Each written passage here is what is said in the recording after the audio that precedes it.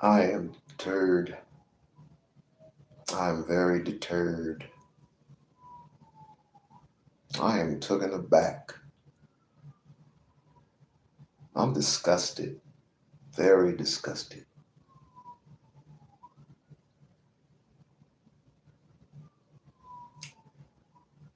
I am getting real sick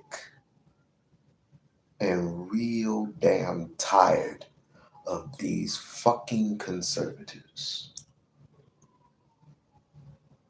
It's not even it just boils my blood to hear these people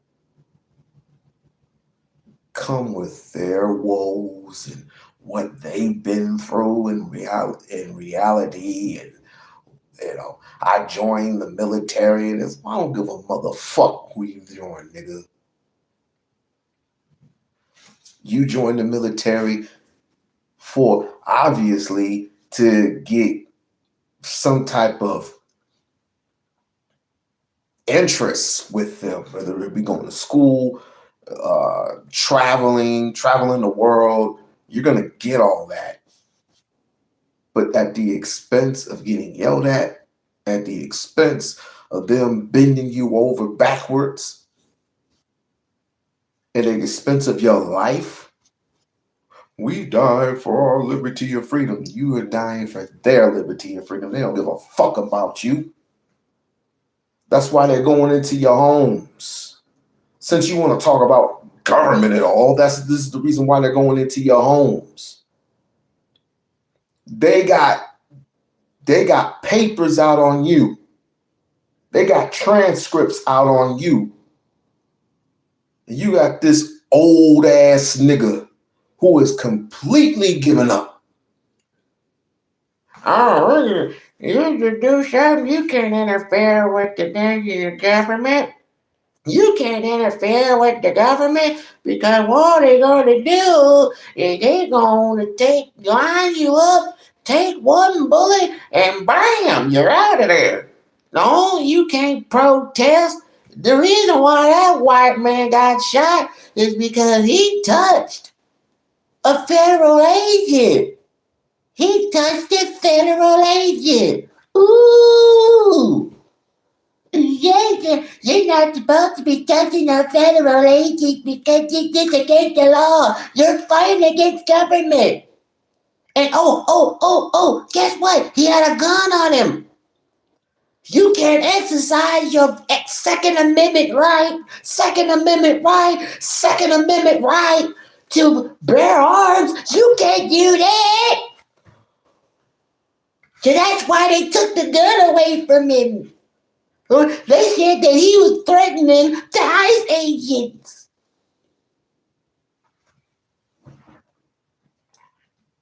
If you don't comply, they gon' kill you. So it's best to stay your butt home and let them do they do. If you don't get your old 80-year-old ass away from me, and I respect my elders, but at some point, you're going to have to tell these old, like Jason Black would say, these old niggas to sit down and shut the fuck up. Just shut up.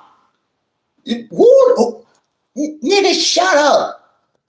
Drink a Diet Pepsi for all I give a fuck. Just sit your old ass down. You guys supposed to fight against the federal government. The federal government owns everything. Which he was right about the Bilderbergs. But the Croix Cross, the Bilderbergs, all those people own everything. We know all that already. We know about the New World Order and all that other shit. We've been known all that. I asked you one question, and one question only. Was the shooting justified. And you know what I got? When I was in the military, we were all people. We didn't know about, we didn't care about if you were Mexican, if you were Blackakin, if you were Irishakin, if you were Asian again. We didn't care about all that. We were one people under the American flag. Under the American flag, we were all these different things. Nigga, I asked you, was the goddamn shooting justified? Yes or no? I can't tell you that because I wasn't there. But you seen the video, right? The video don't tell me that. Motherfucker, there were two angles. One, you could clearly see, and even white people were breaking this down. Even white folks were breaking this down thoroughly and said the guy, one of the federal agents, pushed hard to the ground. And by the way, it was very icy hot. So pushed him down to the ground. The guy came up and was trying to defend the lady. But he got pepper sprayed. And this is the reason why you see his hand go up towards it, because he was getting pepper fucking sprayed, you stupid son of a bitch. But apparently, these young conservatives, they all want one thing. They all are giving up. And they all want one thing. They all say, come on, Mr. Come on, Mr. Trump. I'm almost there, Mr. Trump. Come on, Mr. Trump. Oh, my God, Mr. Trump. Oh, Mr. Trump, give me another one. Oh, I'll give you my ass, Mr. Trump. Come on, Mr. Trump. I'm giving you my ass. Y'all completely giving up. You don't give a fuck about nothing but your fucking selves. Oh, I got this, I got that, I got my liberties, I got my freedom. Yeah, until they break into your fucking house. Do I have to remind you of what J.D. Vance stated a week or two ago? That he would literally go into people's houses? You've seen the videos. But we're putting blinders on. You can't tell me what to do. You can't tell me what to think. You can't tell. When I was in the military back in the 60s, we were all one back in the 60s. Fool. Was it justifiable? Yes or no? I'm not going to tell you that. I'm not going to tell you that. Fine. Then you obviously agree that it is justifiable to kill an innocent man. An innocent, unarmed man at that. So, it is what it is. It is what it is.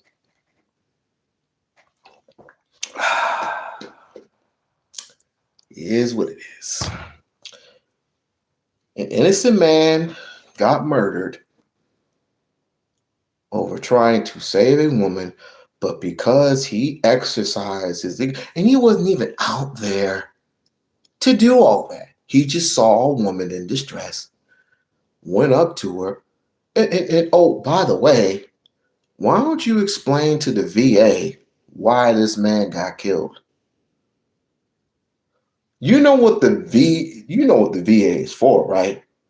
The VA, for those who don't know, the VA is for retired veterans who need help, who are disabled, right?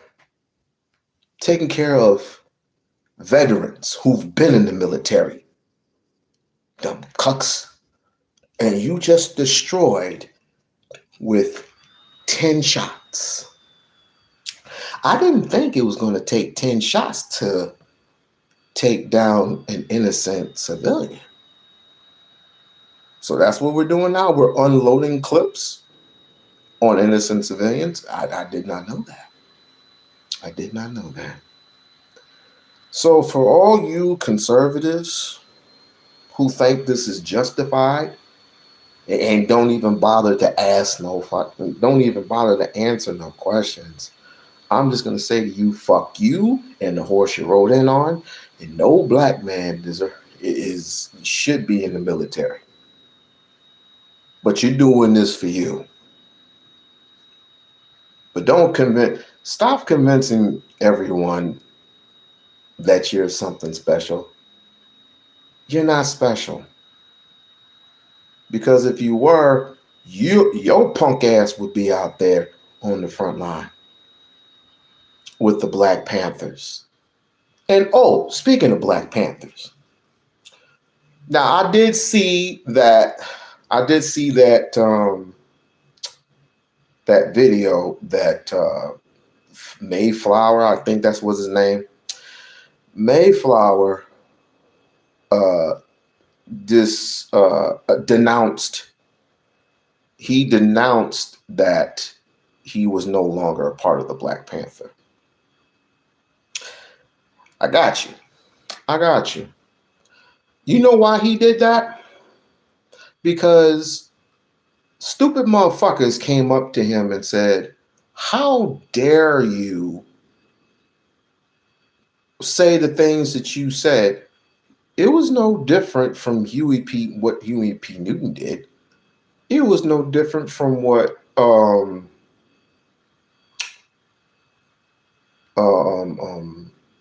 whatchamacallit did. I keep forgetting the name. Bobby Seale. It was no different from Bobby Seale back in the day. It was no different from Huey P. Newton. No different. But when he went to jail and he came back, when Huey came out of jail, he called homeboy and said, so what's up? You know where Bobby Seale, you know where Bobby Seale was? I don't think that was Bobby Seale. But if I get the names mixed up, I do apologize. Do you know what Bobby Seale was? He was in another country. He was in a whole other country while dudes in New York were suffering. But that was back then. This is a whole new era. And I'm sorry to say, brothers and sisters, we're cooked. Here's an idea. Don't bring a gun to a protest. If I could bring a tank to a protest, I would do it. You can't tell a person not to bring a gun to a rally. They're going to do that anyway because they want protection. And if they were going to have regardless if they were going to have a gun or not, they were going to be fired upon with propellants, smoke, not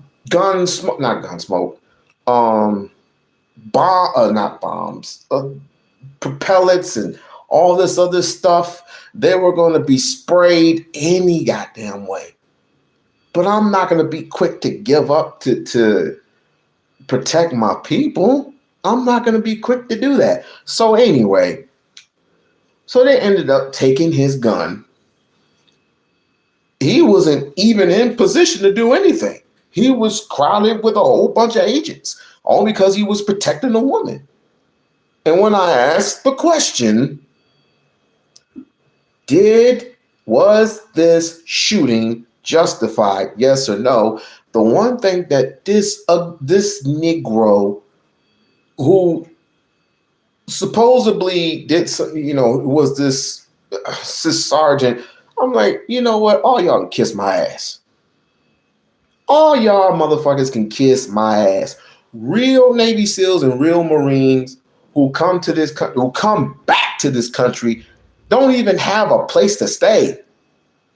Don't even have food to eat. Don't even have a job. Does this federal government do something for these people? Absolutely fucking not. Absolutely not. I know too many military people in my family. I know too many military people outside my family who get treated like shit coming back to America. So you can miss me with all that garbage. When you're going over there, oh, you're treated like royalty. You're treated like, kumbaya. We'll travel the world together. You can go to school. You could do this. You could do that. But once you come back wounded, severed arm, severed legs, a missing eye, whatever, PTSD, for those who don't know post-traumatic stress disorder, what I would call shell shock. That's an old word, old term. You mean to tell me that I can't get a job? I could get some discounts, but I can't get a job? But I served to protect the rights and the freedoms of this country, so I can't get a job? How about those people who are homeless right now, who served in the military? Where's your bleeding heart for them? So stupid.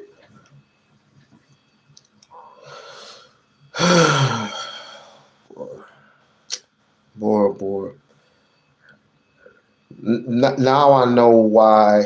Now I know why I can't get into any debates.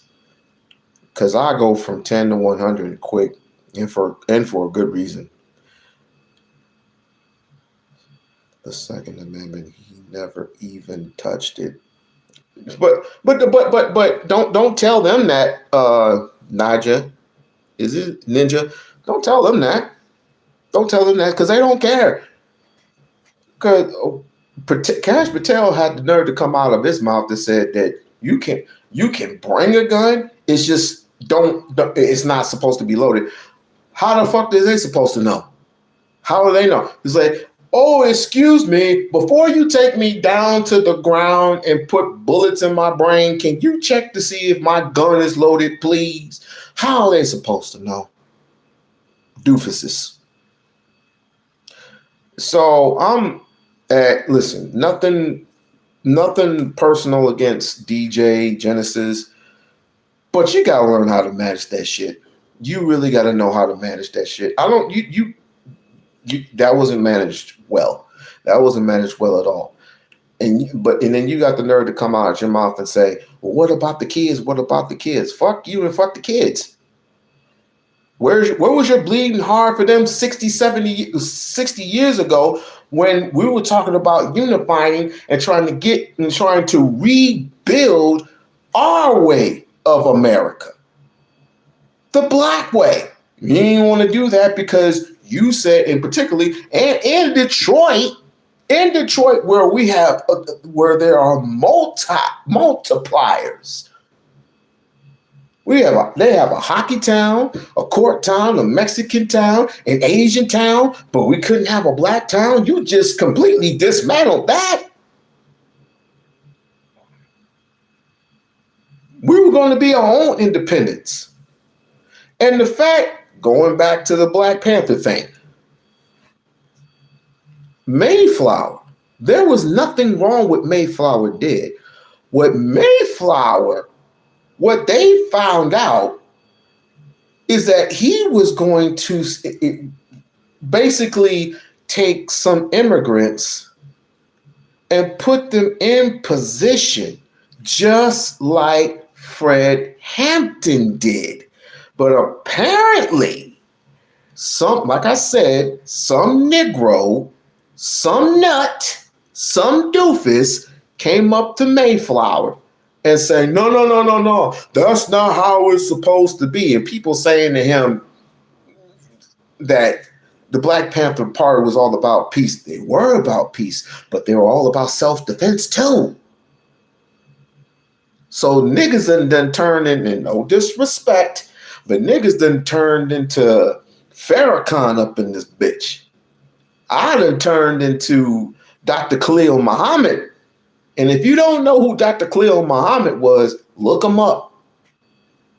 He's Googleable, or use YouTube. Oh, I'm so sick of these Republican ass wannabe niggas, dog. You want to get every illegal immigrant out the country, but as soon as everything dies down, you look around and there's nobody to help grow your crops.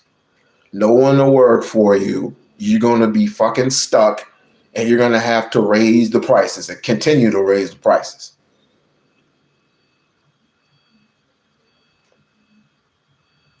The America's economy would have been shot because of your ignorance of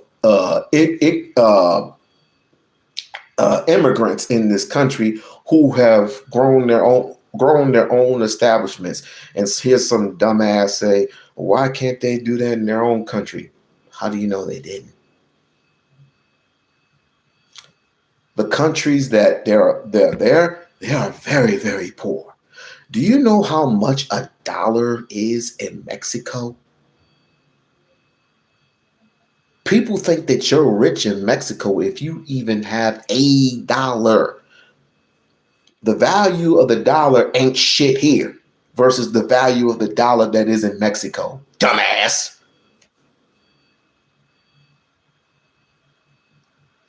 Was the shooting justified? Yes or no? I can't tell you. You can't tell me what to think. Well, fine. What the fuck are you here? Just to tell stories of how many years you had to kiss white man ass? Oh, yes, sir. Ooh. Fuck out of here. The fuck out of here. And the next time Negroes ask me, am I oppressed? I said, no, but your mom oppressed me. Your mom was oppressing me real well. And I feel so good. Fuck yeah. I'm sick. I'm sick of stupid people. I'm really sick of stupid people. I'm sick of stupid people justifying, even going back to the lady, going back to Renee. Even if she was wrong for even stepping on the gas and going the opposite direction, not even hitting the federal agent. Not even hitting the federal agent. Let's just say she was supposed to stop and get out the car. Was it justifiable shooting her in the head? Niggas have given up. And before you say, this is a white woman, the man that got shot 10 times, that was a white man. Put yourself in their position. Put yourself in their shoes. Or I can give you this. What about Keith Porter? Keith Porter, the brother out of LA. He was just minding his own business. On a holiday. It's about to be 2026, and all he was doing just say, hey, goodbye 2025, yay. Here comes 2026. Pop, pop, pop, pop, pop, pop. Oh, there's a federal agent. Ha, bam. Was his shooting justified? I should have asked that. I said, well, what about the brother who lost his life celebrating New Year's Eve? What about the Mexicans and the Puerto Ricans who were just minding their own business, seeing their brothers and sisters or whatnot? Where was your bleeding heart for them? Oh, they're here illegally. How do you know? This is what Trump supporters do. And the one thing I will say, and the one thing I will agree with that one person that got on my nerves, the 80-year-old prick, particularly. I will give him this. I did say this on my live stream that Trump doesn't necessarily call the shots. We all neatly know that. The people, the persons who call the shots are the elitist. We know that as well.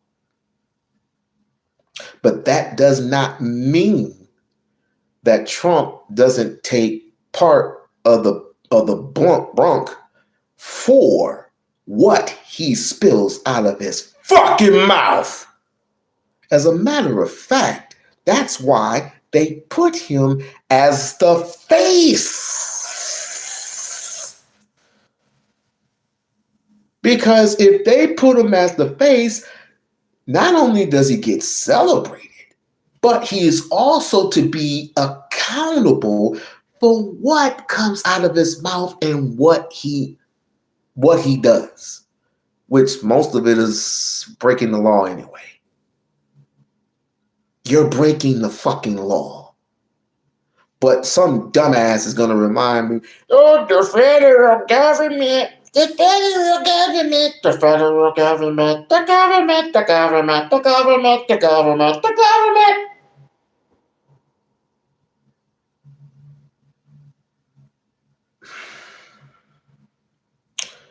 Jasmine Crockett better get that seat.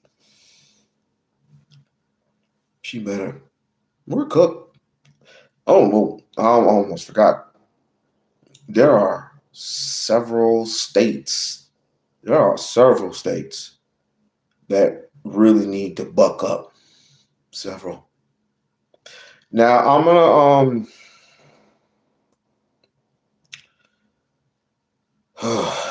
well, before I do that, I haven't done this in a while.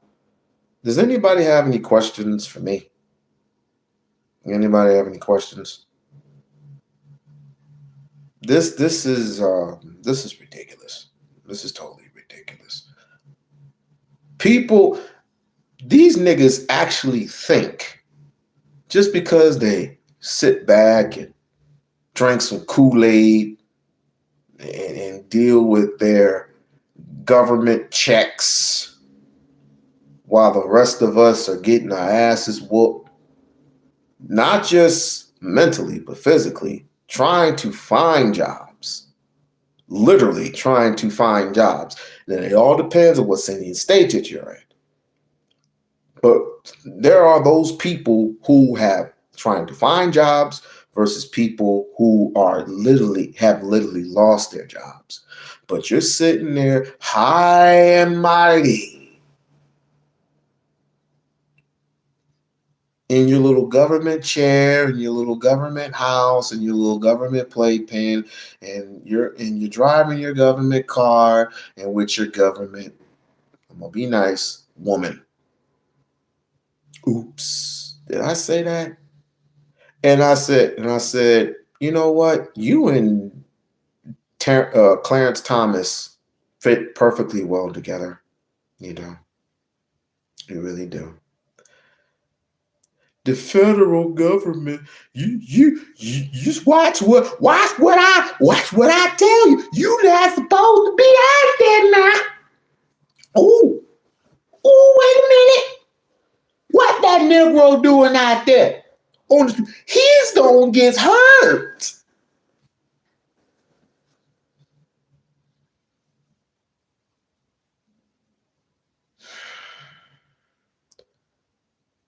I remembers. Oh Lord, I remembers and I remember as well.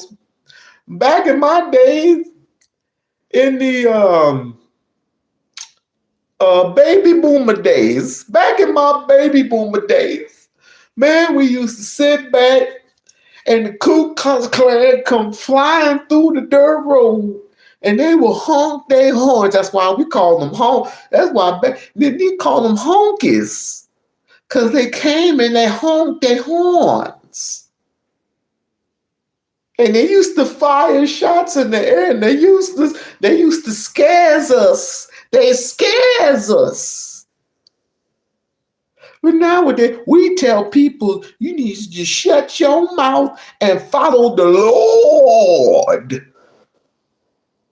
Even the Lord tell you, and Martin Luther King, I almost forgot. How did I not forget? Martin Luther King, he was bad for the people. He was so bad trying to get along with all them peoples. You know, them marching and up and down Salmon or whatever. Hey, he was marching up and down and getting his butt whooped in. He was getting his butt whooped in. How dare he?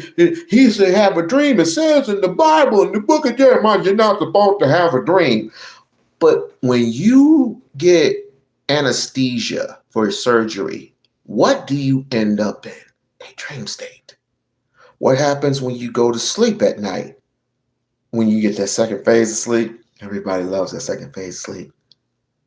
What do you do? What are you in? You're in a dream state. Duh.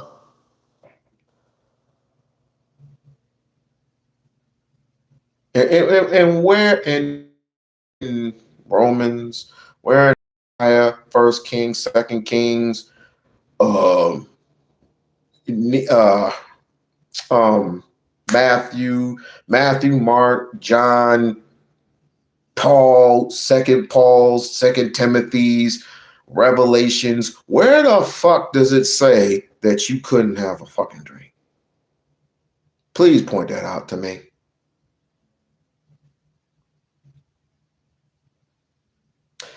When he said he had a dream, he said he was specifically saying he had a dream for not only for American people, because he just couldn't strictly say us.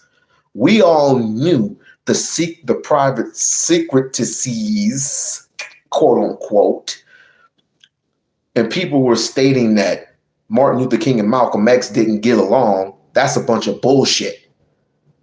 There are certain things, there are certain codes on the street. It's just basically saying we're not supposed to be interacting with one another because there are white people in place that know the shit but literally are not seeing it up close and personal.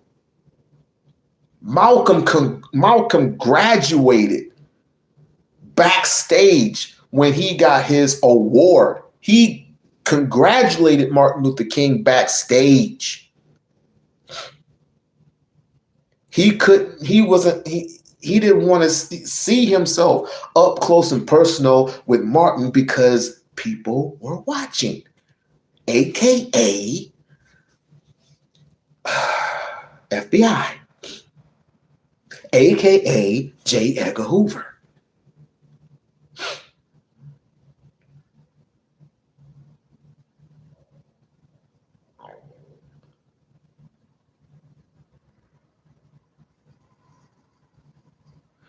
There's a time and a place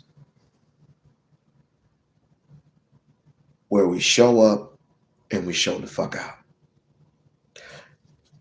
And the way it was,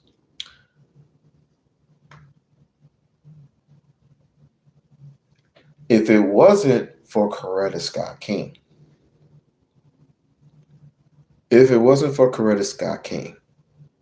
I don't think Malcolm and Martin would exist if it wasn't for Coretta Scott King. And for Coretta Scott King was a loyal woman.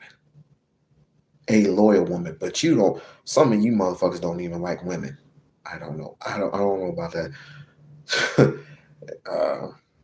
I was gonna have a special guest of it, but I'm gonna have her next week. And we're gonna be discussing how some of this shit is just like, is it even worth discussing?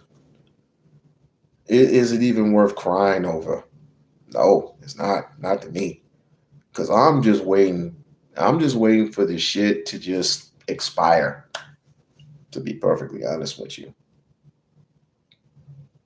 The moment you defend, I never heard of the moment you you defend yourself or you defend somebody else. Let's just say for example, real quick. Let's just say for example, right? If you were in that particular crowd in Minnesota, what were to happen? And let's just say it's like over like two, maybe three, roughly over two, maybe under 2,000 people. If you had more people out there and saying enough is enough, of course they're going to insert the Insurrection Act. He's going to end up doing that any goddamn way. Know that you have the right to vote. And by the way, and so the rest of those states, ain't it about time for you to start making a decision right now? Some of these Republicans are jumping ship. Some of these Republicans are retiring because they seen Donald Trump in the way he is doing things right now, even though it's not him fully. It's these elitists. The Bilderbergs are writing his script, which I do agree. I do concur. They are writing his script. And did you know that the elitists have their own city? Far away where you don't even know where it is. Far away where they have their own peace and their own sovereignty and their own money and their own land. And they ain't even worried about you. They're not. Chaos makes money. Wars and rumors of wars make money. The federal government protects who? Billionaires and millionaires, although millionaires can lose money. Billionaires are wealthy.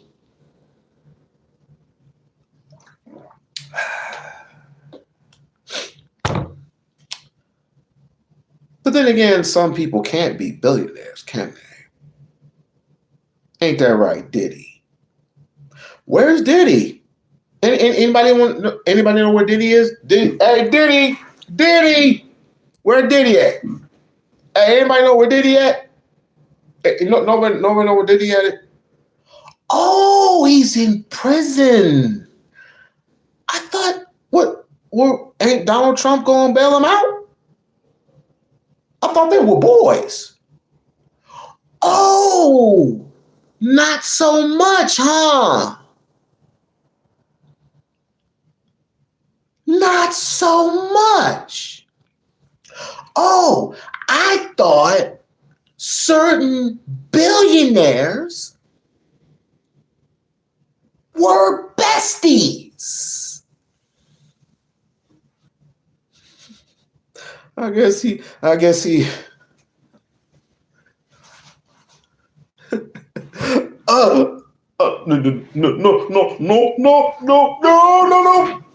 I guess he found it out right now. But don't worry. Rumor has it he has his own separate cell. Because if they stick him in general population, that's his ass. Literally.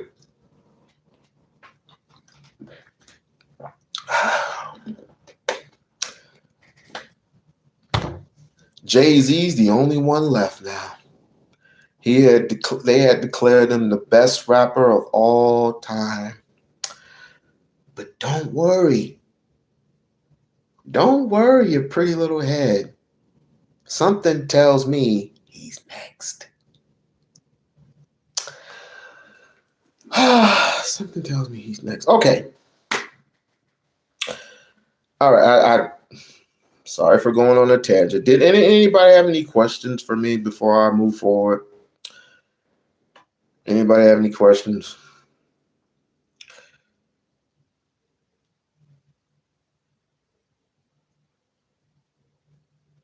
No, he will pardon pretty much anybody who will make him money. He will pardon anyone. He pardoned somebody who was supposed to be in jail for so many years for being the largest drug dealer in I don't know, but he won't pardon Diddy.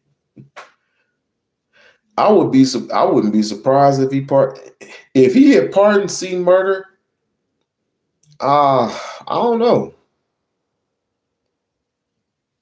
I don't know. Maybe he might become a Trump supporter. I don't know. But didn't he pardon Lil Wayne? Didn't he pardon Lil Wayne? I'm not sure. Trump basically sells pardons. He will sell anything. He'll Trump will sell anything. Trump will sell them ugly ass gold shoes. I bet. And some of these Negroes were out there selling gold shoes. Who were wearing them gold. I haven't seen not one Negro wear them gold shoes.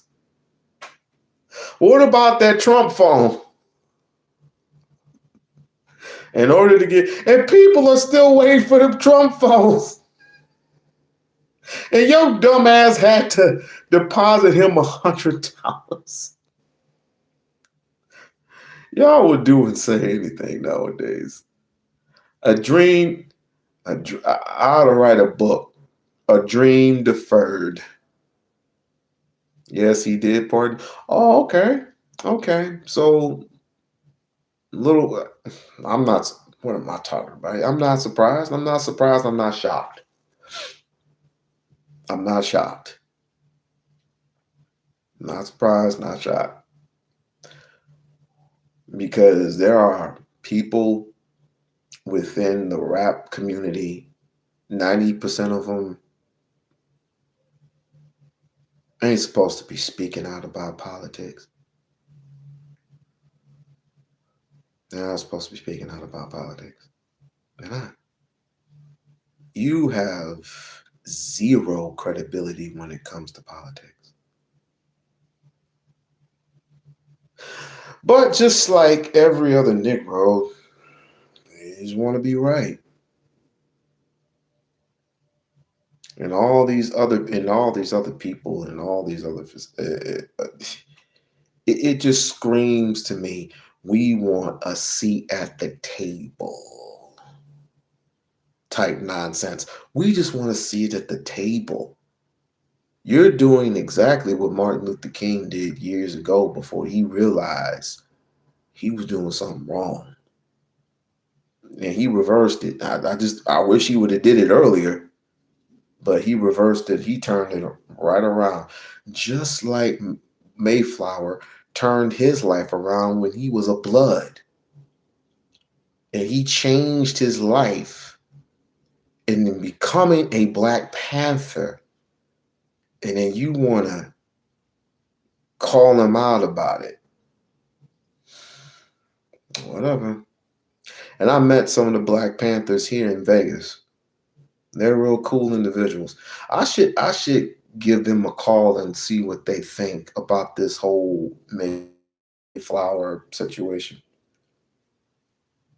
Because apparently I don't think he did anything wrong other than the video, but who gives a rip?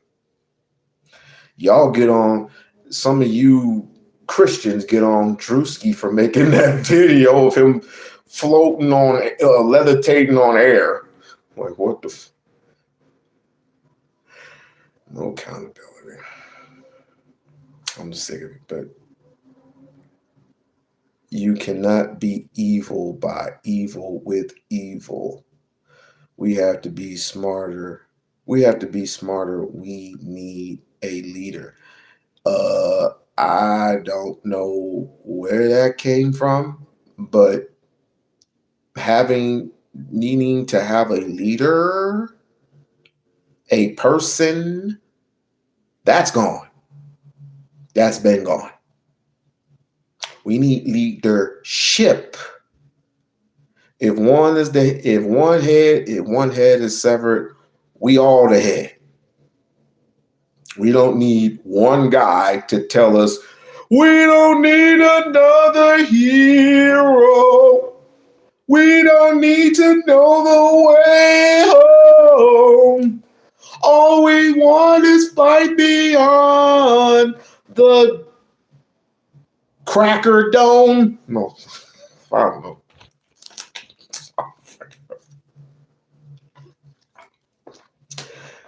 It's like the Amazing Lucas said, and I don't agree with everything the Amazing Lucas says.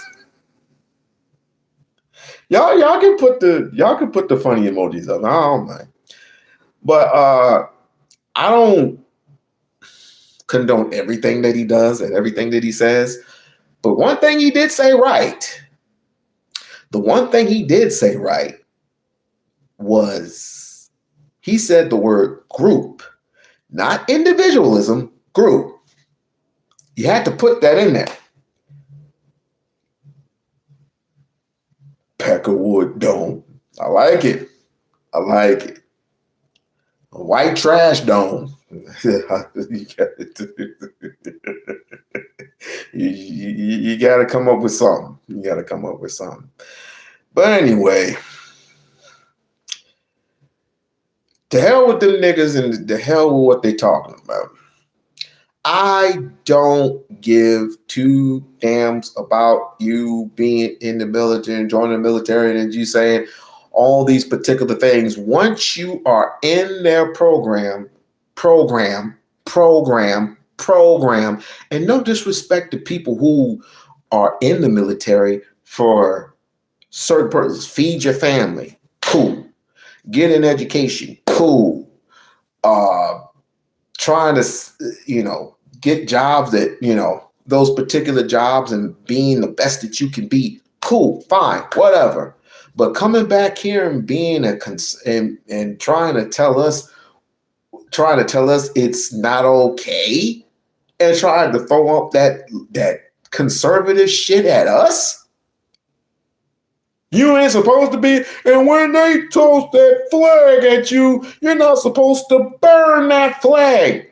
Give me a flag so I can burn it. Yeah, I expect a white motherfucker to come at me and say, America's not all perfect, but our freedom and liberties, we should be thankful for those. Oh, really? Okay, so what happened to Emmett Till? Was that liberty? Was that a libertarian? What they did to Emmett Till was that justifiable? You did it for the American dream? What happened with what happened with those protesters? And this is a true story. If anybody's seen Mississippi Burning, this was a true fucking story about 3 protesters, 2 white, 1 black, fighting for their their liberties, fighting for the liberty and freedoms for this country. And all they were doing was protesting. They ended up getting killed. You know who got it the worst? White folks. The 2 white boys. Literally, the 2 white boys got it worse because they were with the black person. Where's your bleeding heart for them? Where's your bleeding heart for Fred Hampton? Where was your bleeding heart for Fred Hampton for trying to put together and collaborate to buy, sell, and trade? Because that's what the Rainbow Coalition was mainly about, is to buy, sell, and trade, and to make one cool with one another. To not just to exist. Now, I ain't talking about that. I'm not talking about mixing Asian babies with black people. I'm not talking about that. I'm talking about specifically economics and growing it from within, not without. But for some strange reason, Fred Hampton got shot while he was in his bed. And he was only 21 years old. Yikes. Where was your bleeding heart for Nipsey Hussle? Oh, we're getting a little close. We're getting close, y'all. We're getting close. Where's your bleeding heart for Nipsey Hussle? A Crip who was just living a regular everyday life, was a rapper, owned his own establishment. I guess he got caught up in some stuff that was righteous.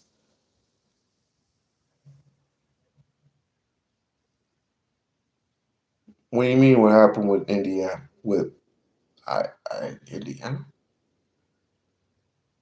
We're not Indians. We're natives. Who said anything about being Indians? You see, the this Dan. No, never mind. Never mind. He's irrelevant. He's too fucking irrelevant. You have two grandparents, four great grandparents. Actually, you have four grandparents. You have four grandparents, eight great grandparents, 16 great great grandparents. Christopher Columbus. I'm glad they tore down that damn statue. And by the way, stop sending me Charlie Kirk stuff. I don't know anything about no goddamn Charlie Kirk. I don't know anything about no King Von. I don't know who they are. It said that they were murderers. It's like they were contractors. Like, okay. I don't know the full detail of King Von. I don't even know the full detail of fucking Charlie Kirk. I don't know who he is. I never know. But it doesn't take but a couple videos to know who white supremacy is. As I told you before, Charlie Kirk was no different from Richard Spencer. He's no different. So, okay, he's a white supremacist. Okay? Most of them are.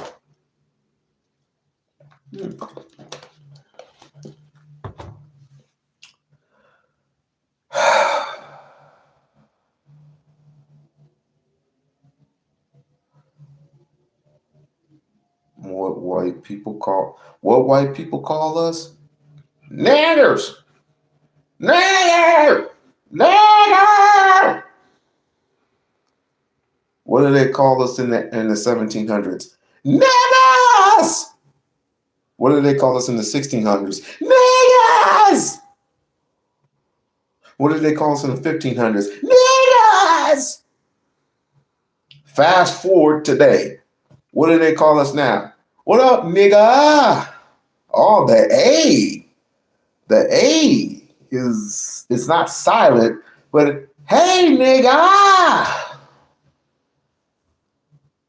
Although if you called us niggos, that's a whole different word, and it's the same word, it's just spelled differently, and it's a different definition. How many of you people in here know what niggos means? They say white folks say a little bit differently, but some of us know what its true meaning. Anybody know in here know what its true meaning is? I'll give you a hint. We are the high table. So what are we? I gave you a hint. We are the high table. There's a male and there's supposed to be a female, but on the male side, there's the high table. So who are we?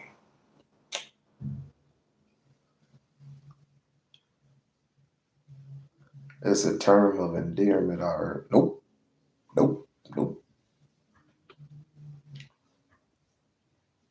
Who do people go to when they're in trouble? Who gives the final say in the castle? Who gives the final say?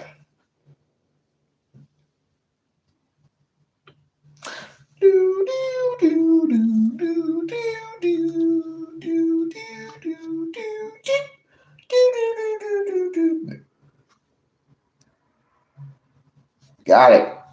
King. That's what niggles means. We are kings. Got it. Got it right. Got it right.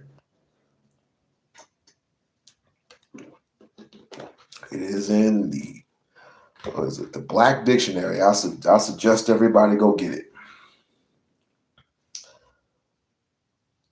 They even, and if you think I'm lying, I can show you the proof of when the little guy that was in the spelling bee, they asked him, and they asked him to spell niggles, right? They asked him to spell Negroes or niggles. Okay. Everybody wants receipts. Love it. Everybody wants receipts. We're in the receipt game. Give me some receipts. I got some receipts. Let's see. Oops, I did that wrong. And by the way, Drew Holiday sucks. I'm just playing. Okay. White. Oops. Ah.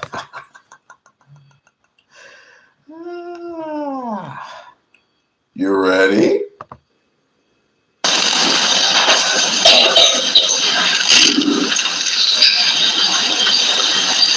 Negus. What is the language of origin? Ethiopian to Amharic. What is the definition? A king. It's used as a title of the sovereign of Ethiopia. Negus. Negus. Could you use it in a sentence? The Negus ruled Ethiopia until the coup of 1974. Negus.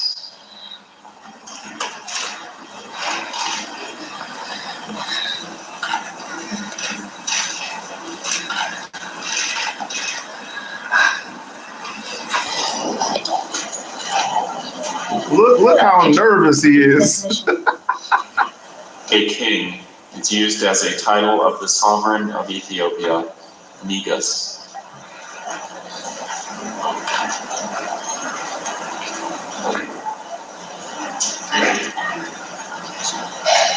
What's he said? Negus. And did you say the word loudly for the judges?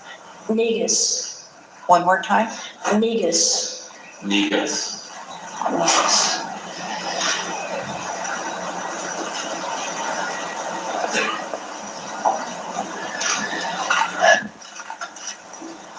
Negus. Negus. Negus.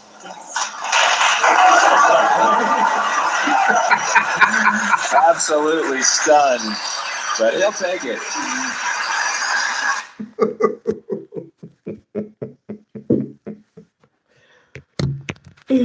Well, knock that down. You should have seen the look on that dude's face. It cracks me up all the time. All the damn time. Is she still on? What's she talking about now?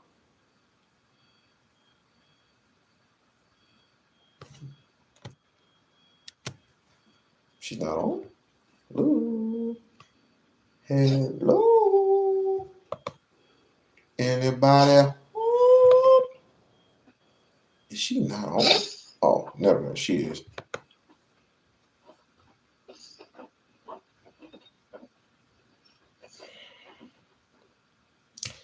Never mind. I got other shit to do.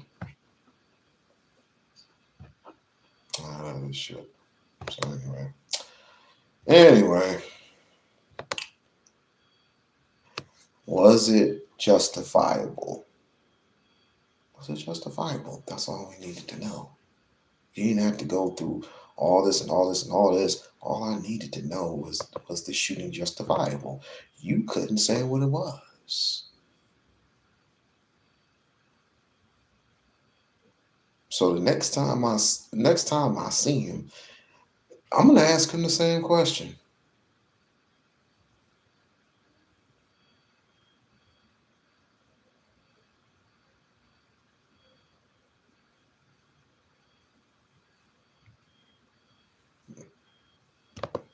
see you. So you recently wrapped up a 2-day, 17 stop in South Texas. And I'm wondering, what was your message to Democratic voters there? So the main message that I was delivering is that we've got to be unified. We can't afford to sit this election out. Affordability is really a real issue for most of us, as well as we obviously had to have conversations about immigration and whether or not what we're seeing right now is what we should demand or what we should actually allow to be taken in our communities. But it was definitely more so centered around unity, affordability, and what is taking place with ICE. Your campaign blasted a new poll that was released last week by Emerson College Polling and Nexstar Media and called it an outlier, which showed James Tallarico ahead of you by 9 percentage points. Your campaign put out your internal poll showing you 13 points ahead. So who's the real front runner here? Listen, the only poll that matters is going to be on election day. If I'm going to be perfectly honest, I've never been the biggest fan, but I will tell you that as someone who studied statistics, because I was a business major in undergrad, that Emerson poll was deeply flawed. And so in short, 28% of the people that participated in that poll were self-identified Democrats. And so ultimately, the only number that actually really mattered was the fact that even though only 28% of that electorate, which we don't anticipate the 28% of the Texas electorate will be Democrats, we anticipate we'll have a little bit more than that. Even under those circumstances, I was leading against Ken Paxton. Same as our internals have revealed that I actually am leading a Republican in this race. The other issue that we saw was that of the persons that they said would vote in the Democratic primary, they put 25% of the Democratic primary as independents. And we know that independents actually skew more so towards a demographic that my opponent attracts, which is white men. And so we don't anticipate that we're going to have a Democratic primary that's going to be 25% independents and 75% Democrats. We anticipate the numbers will be a lot larger on the Democratic side. And so because of that, that's why you believe that you are the front runner? I do believe that according to all polls, except for that one, that I am in the lead. But as you just said, we did 17 stops in 2 days where we went through, I think, a total of 6 cities. The following weekend, this most recent weekend, we did another, I think, 14 stops in 8 cities. So it doesn't matter what any poll says, we are going to work because that's what Texans deserve, is to know that they're going to have a candidate that will show up for them in DC, which I've been doing, but will also show up and actually try to earn their vote by going and meeting them where they are. Your campaign also said that you are the best candidate in the Democratic primary to reassemble the Democratic base and to expand the electorate in November. And that I'm wondering what makes that so? Yeah, so there's a couple of things. When we look at the state of Texas is a majority minority state. And so 61% of the state is people of color. But when we look at who is actually turning out to vote, it is Black and brown folk that are not showing up to the polls. When we look at the demographics that overwhelmingly, well, definitely African Americans overwhelmingly support me. I'm still in the lead with Latinos, and we know that my opponent has been spending a lot of money specifically to try to get Latinos to come over to his side. But considering the fact that we're already there, and so we already have a rapport, and then basically once we start spending our money, we will only continue to hopefully build upon that rapport and that group of people. But if I had to just say this like in very plain language terms, I am the person that can show up and go into the DJ booth and talk to people there, but I am also a PK that can show up at church. I am also someone who can show up in rural Texas, because when I graduated law school, that's where I lived, was in rural East Texas before I moved to Dallas.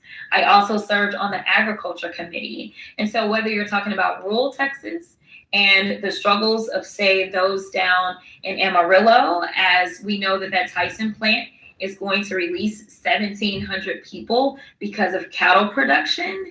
I am that person that can engage in those conversations from experience and not just a campaign theoretical standpoint, as well as engage with students on campus or go into a DJ booth or go into a church. So your campaign said about 2 million registered voters who are people of color did not vote in the 2024 general election, among them 700,000 African Americans. What are you going to do to attract them to come out and vote in the primary and in the general election? Yeah, so there's a couple of things that we're doing. My campaign is all about meeting people where they are. So here recently, there was a big concert in Grand Prairie, and I knew the artist that was performing in that concert. That artist invited me on stage.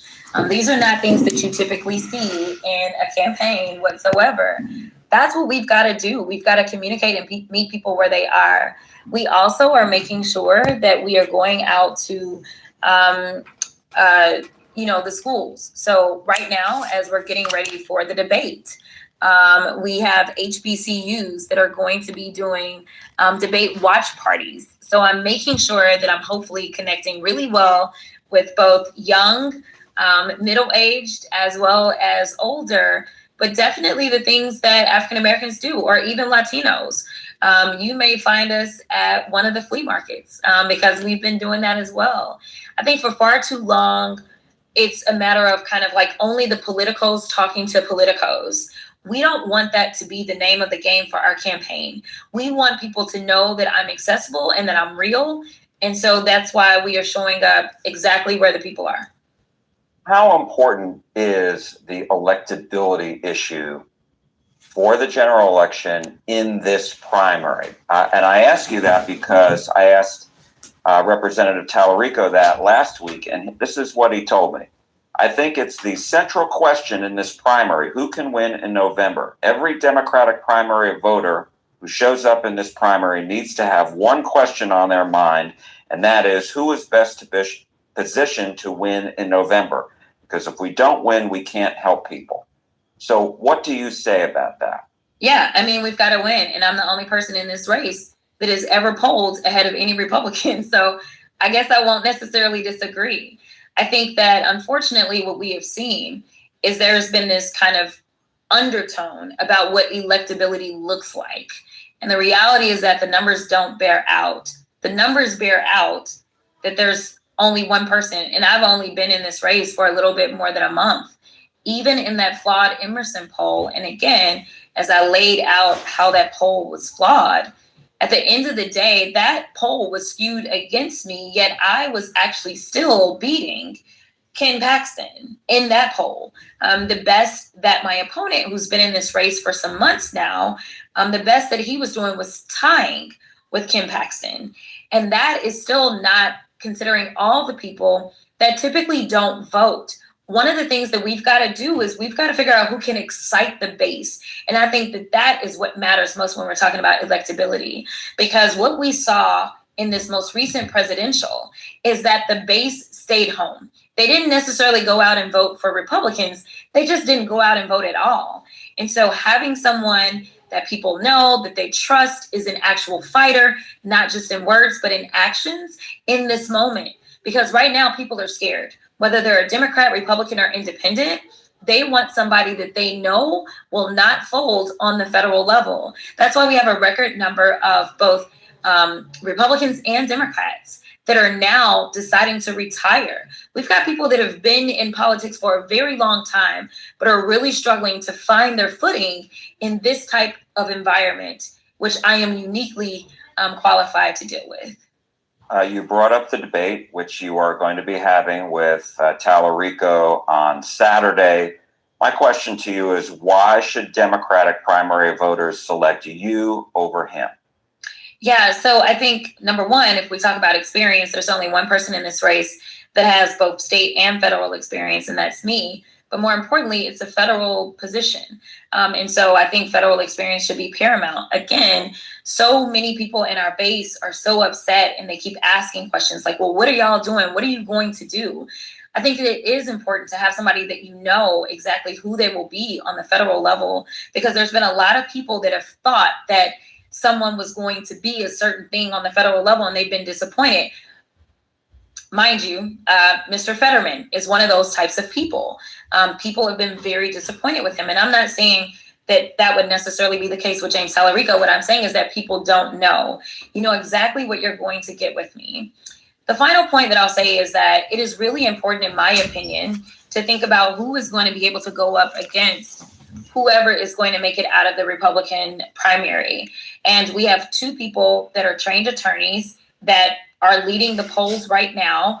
And frankly, these persons, at least the current senator, has engaged in so much back and forth when it comes down to, say, confirming some of the judiciary and that kind of stuff. And we know that Ken Paxton also, as the Attorney General, has engaged in a lot of these legal maneuvers. I think that we need somebody that is going to be very solid on the Constitution and what is unconstitutional, and be able to confront them not only in words, but be able to have the credentials to back them up, because that is going to be part of the fight when we get to the general election, is to talk about how unconstitutional and lawless this administration has been.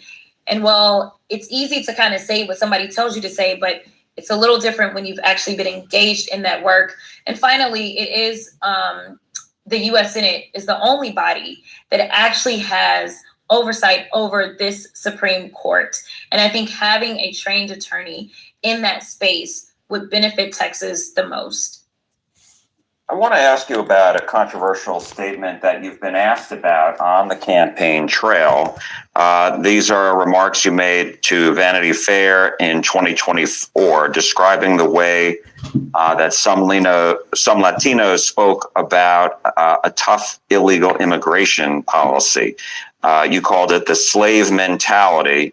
And you said, quote, "It's basically like, I fought to get here, but I left y'all where I left y'all, and I don't want no more y'all to come here."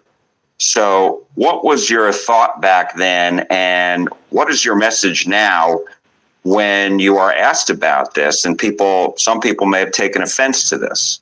Yeah, so I've talked to a number of people, and I've talked to a lot of Latinos that have basically been like, we completely understood what you were trying to say in that moment. What I want people to understand is that the struggles of the African American community as well as the Latino community are greatly tied. It's the same thing, like for me, understanding our history, when I talk about the fact that what I see from ICE right now looks like slave patrols. As an African American woman, what I am doing is I'm framing things in the frame of thought that I can associate them with. And honestly, I think that there's more that unites Latinos and African Americans than divides us. And they continue to try to divide us, even trying to take that particular statement out of context, when the reality was, these are real conversations. No one is saying, oh, the Congresswoman did not have these conversations. There has been a real fear for a lot of people as relates to immigration. And I was engaging in very real conversations and talking to people that were against more immigration as relates to this country. So I think that what people should take away from that is that I'm always willing and ready to engage in real conversations so that I can better understand what is going on and how someone feels in a moment, even if they're not of my same persuasion. I want to understand. So that's number one. And I think we should all want elected officials that want to understand what's going on. Number two, that was never said to offend anybody. What it was said is more so out of a frame of reference as it relates to what I can refer to as sorry, I forgot these were something as a Black woman. I wanted to just ask you about what you said, if I heard you correctly, comparing the ICE patrols to slave patrols. Here goes the grift. Some people may hear that and say that's way too strong. You don't think so? That's what they said to Khalil Muhammad when he was going against the Jews. He didn't give a fuck about none of them motherfuckers. He said what he said, and he said what he meant. We lost courage. Where's your dignity? Where's your pride? You got no sense of duty, some sense of destiny. Where are your generals? You don't have no generals anymore. It should be warriors out be helping the masters. The master's supposed to be teaching these young kids, these young soldiers out here in the United States of America. Because let's just face it, you haven't built anything for yourself. But the baby boomers told you it was okay to stand tall and say, yes, sir. What about the respect for you? What about the respect for you and your people out there who has suffered and died for your liberties? Not them. It was your forefathers that suffered on the front line because they literally didn't have a choice. Not because of the freedoms and the liberties that we enjoy today.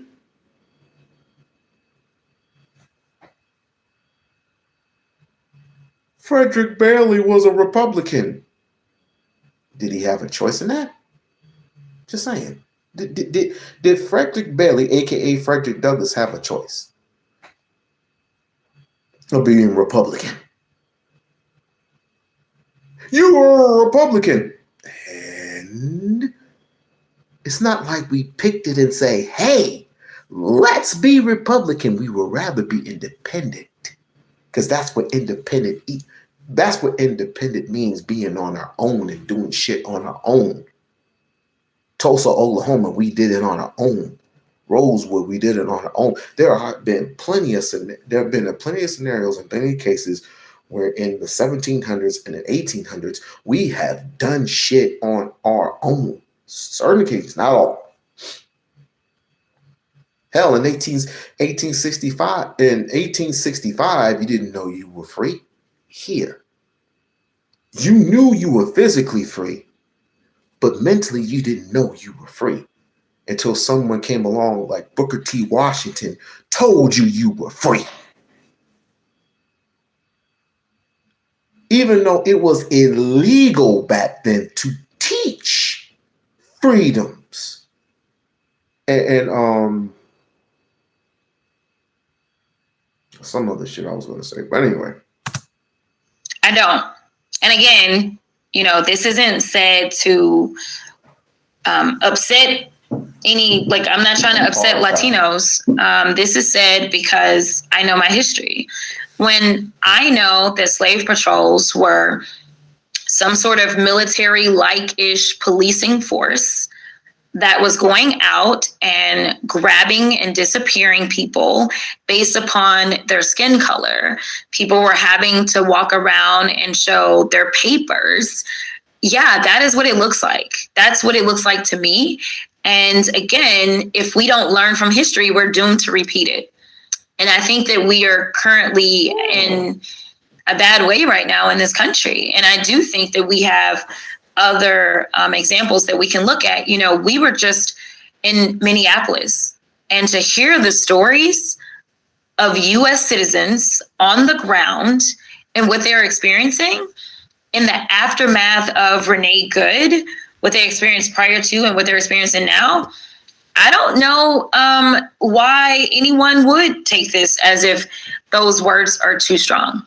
You had a woman that was executed in broad daylight in the middle of her community in front of her wife. She was shot 3 times in the head, and then the officer called her the B word and walked off and jumped into a car. I'm pretty pissed off. And so, I mean, listen, the one thing I want people to know is that my language has never, ever been politically correct, if we're going to be real about it. Jack, you know me well enough. My language has not been politically correct, but my heart has always been in it for the people. And so when I get emotional and I get frustrated about what's happening, I think that we should be more concerned about what's taking place on the streets in America than we are about maybe whether or not my words are upsetting. Because what's upsetting is that there's 3 children that belong to Renee Good that don't have a mother anymore. What's upsetting is that we have U.S. citizens as well as immigrants alike that are being disappeared. We had a record number of immigrants that died in ICE custody last year. We had a record number of U.S. citizens that were abused and incarcerated by ICE that has no authority whatsoever over them. This is the federal government. This is the federal government. You're not supposed to protest against the federal government.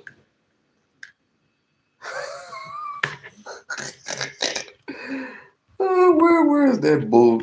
You know what? This bullshit. I gotta show this bullshit. Is she still on? Yep, she's still on. Hold on.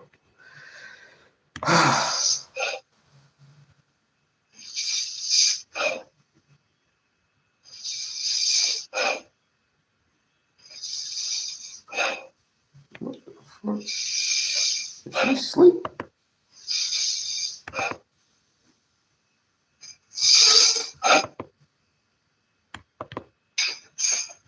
Covenant with them. O ye children of Israel, he says, yeah, I voted for God. And the people like States of America. That tribe name is Agor out here in Texas. Through the Democratic Party to refer to as a scholar. The army is the air that's calling the shots. It was at that immunity because when we have this is not. I'll beat your brains with a billet stick unmercifully. You cannot. And hold on, can you explain why is it that this? Because if you got that, what I call a death wish, if you got that wish to be treated like that, keep on protesting.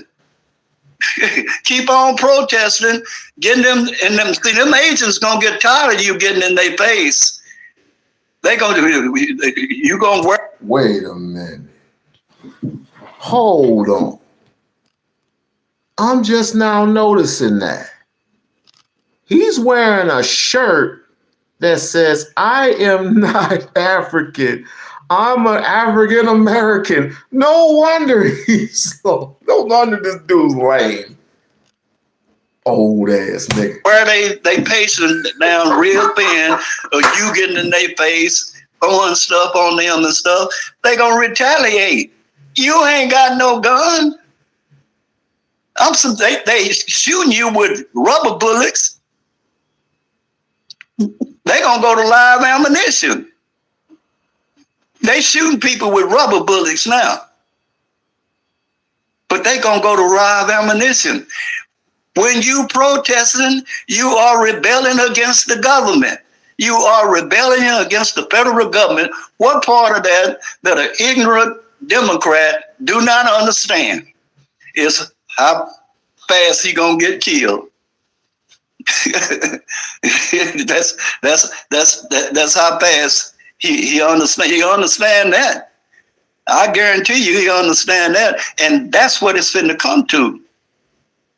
Can you explain between law enforcement in the military, federal government versus local law enforcement? What is the difference between how they enforce the law, and why is it so brutal the way that they do things?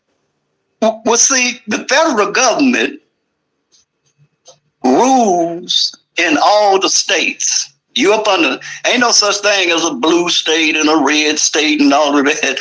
The federal government controls all 50 states and all the territories that's in America, all them 37 countries that's in America.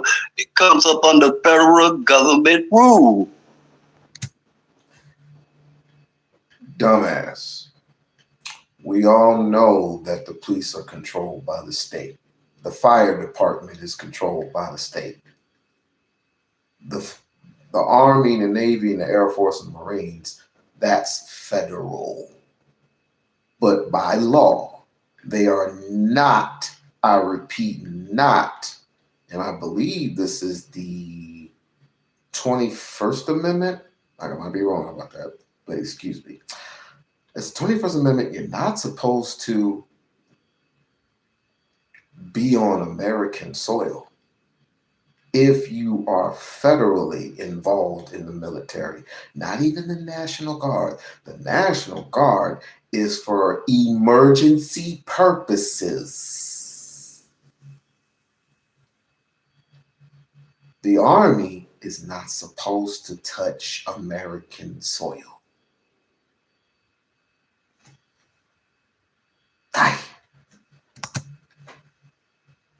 Now, you got to ask yourself, who is these people?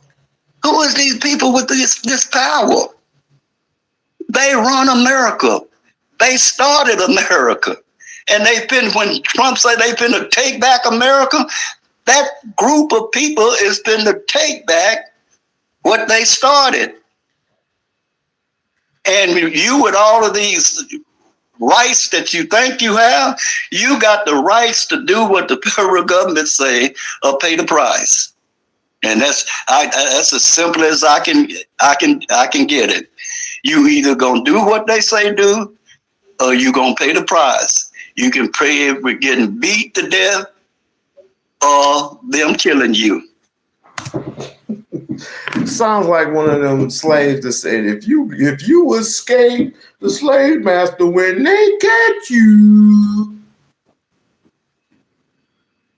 you gon' get whooped. And that's all there is to it. You gon' get whooped or worse.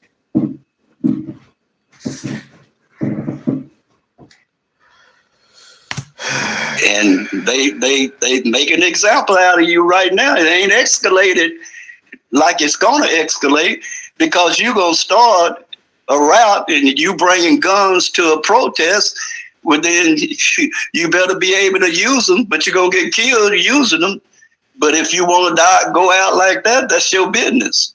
So why do you think ICE, government, they say whatever he wants to say. He may even let the guy come up and kick him in the shins. Maybe. But he knows if he unleashes, you know. Okay. Just ignore our red or any other colors. He's had to change his information with Monica, because I am not weighing in on that. I'm not weighing in on it, because that's lectures back in the day. I was part of a group called the Unknown Brothers in New York City. So we talked about, and we had classes up in Harlem. There was no internet. And so we were teaching about law, federal law, state law, natural law, okay? And whatever we did not know, we brought those people in. So you want to understand what's the difference between an IRS agent and an IRS officer? We had somebody that we was friends with, and we say, we need to come in 3 hours. You got that 3 hours on Wednesday. I'm going to sit down in the chair and be quiet, and you go ahead and go at it.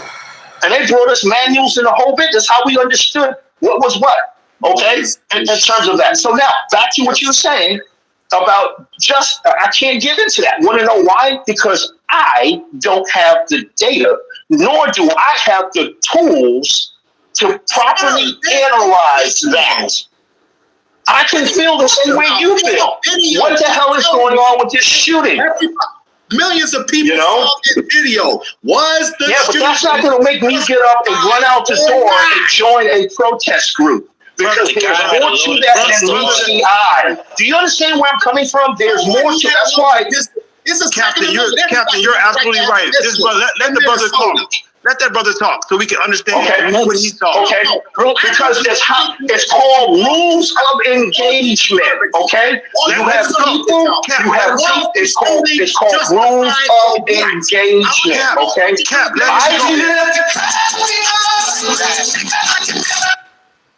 I'm gonna change my mic, because what I said was a shooting justified? Yes or no? He's gonna go through all these caveats. He's gonna go around the corner in through everywhere instead of going vertical and saying it's either they were justified in killing him, or no, they were not justified in killing him. It's very, very fucking simple. It's very, very fucking simple. When you want to go through all this other bullshit, that's why I was like, you know what? The hell with you people. Like, you got it. You got it. Let's get somebody that I think DJ Genesis didn't mean to say this. I don't know if she meant to say it or she did mean to say it. Other than that, she wants to challenge for somebody with a little bit more pizzazz. Yeah. Apparently, I mean, I don't know. Maybe it's just too much right now. It's just too much that people are dealing with. And I'm just like, to me right now, it's irritating. The irritation is in me right now. And even though Barb is not here, I told her and I told another friend of mine, I cannot be in a room with Negroes I know I can beat up. So I can't be in a debate room. But she's going to teach, she says she's going to teach me how to debate. If Dean Withers can do it, I'm not Dean Withers.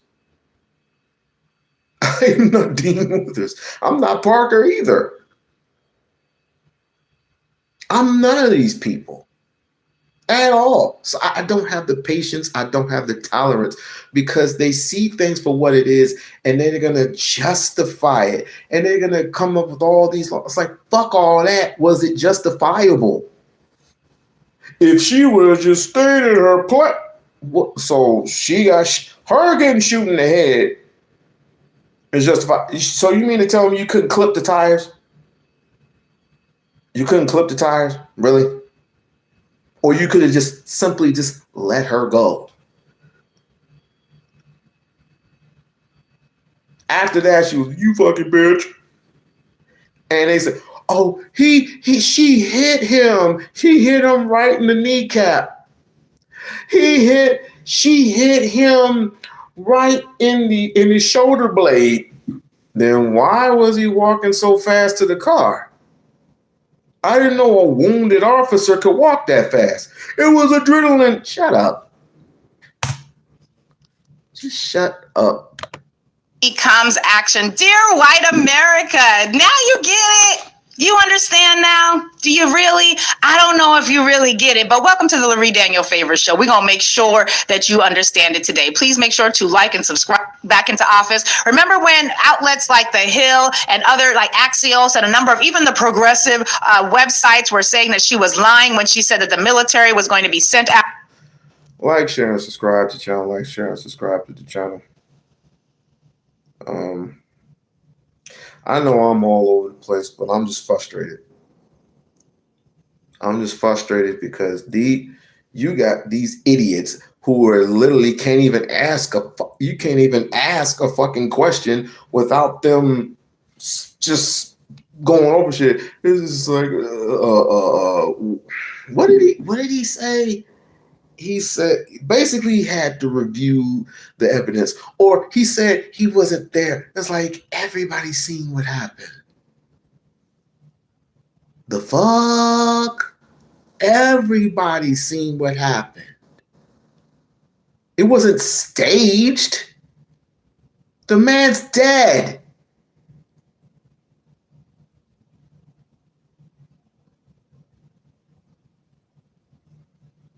You literally killed a man for trying to defend a woman who got pushed down to the ground on solid ice.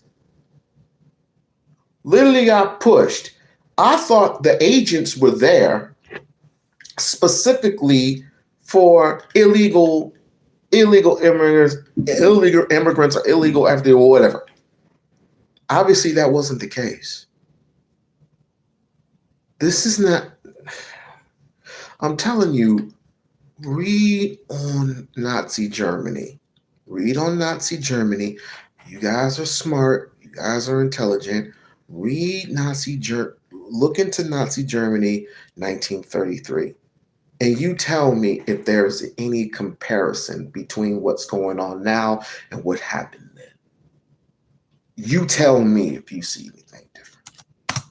After us, and that Donald Trump wanted to come after the enemy from within. Well, oddly enough, I feel like she might have been onto something. Perhaps. I don't know. I mean, let's get this clip where we've got Kamala Harris talking to us about what was going to happen if the people elected Donald Trump again. Let's take a listen. It's a serious issue.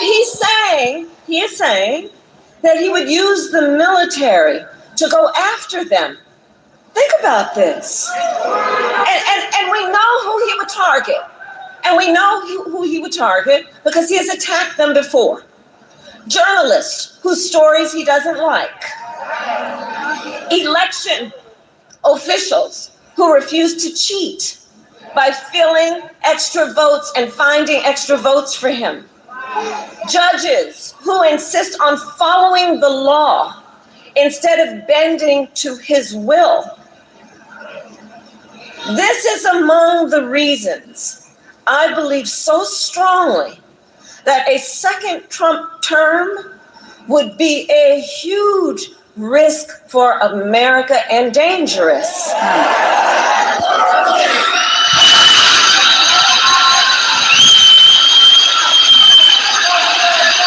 Donald Trump is increasingly unstable and unhinged.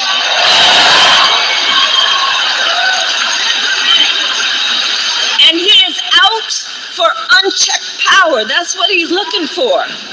He wants to send the military after American citizens. Wow. Unfortunately, some of us didn't get the hint. Some of us. I'm like, wow. But guess what? We know now. Not only has Trump abused his power, but he has, I don't want to say overthrown anyone, because he still has to answer to his daddy, and that's Israel.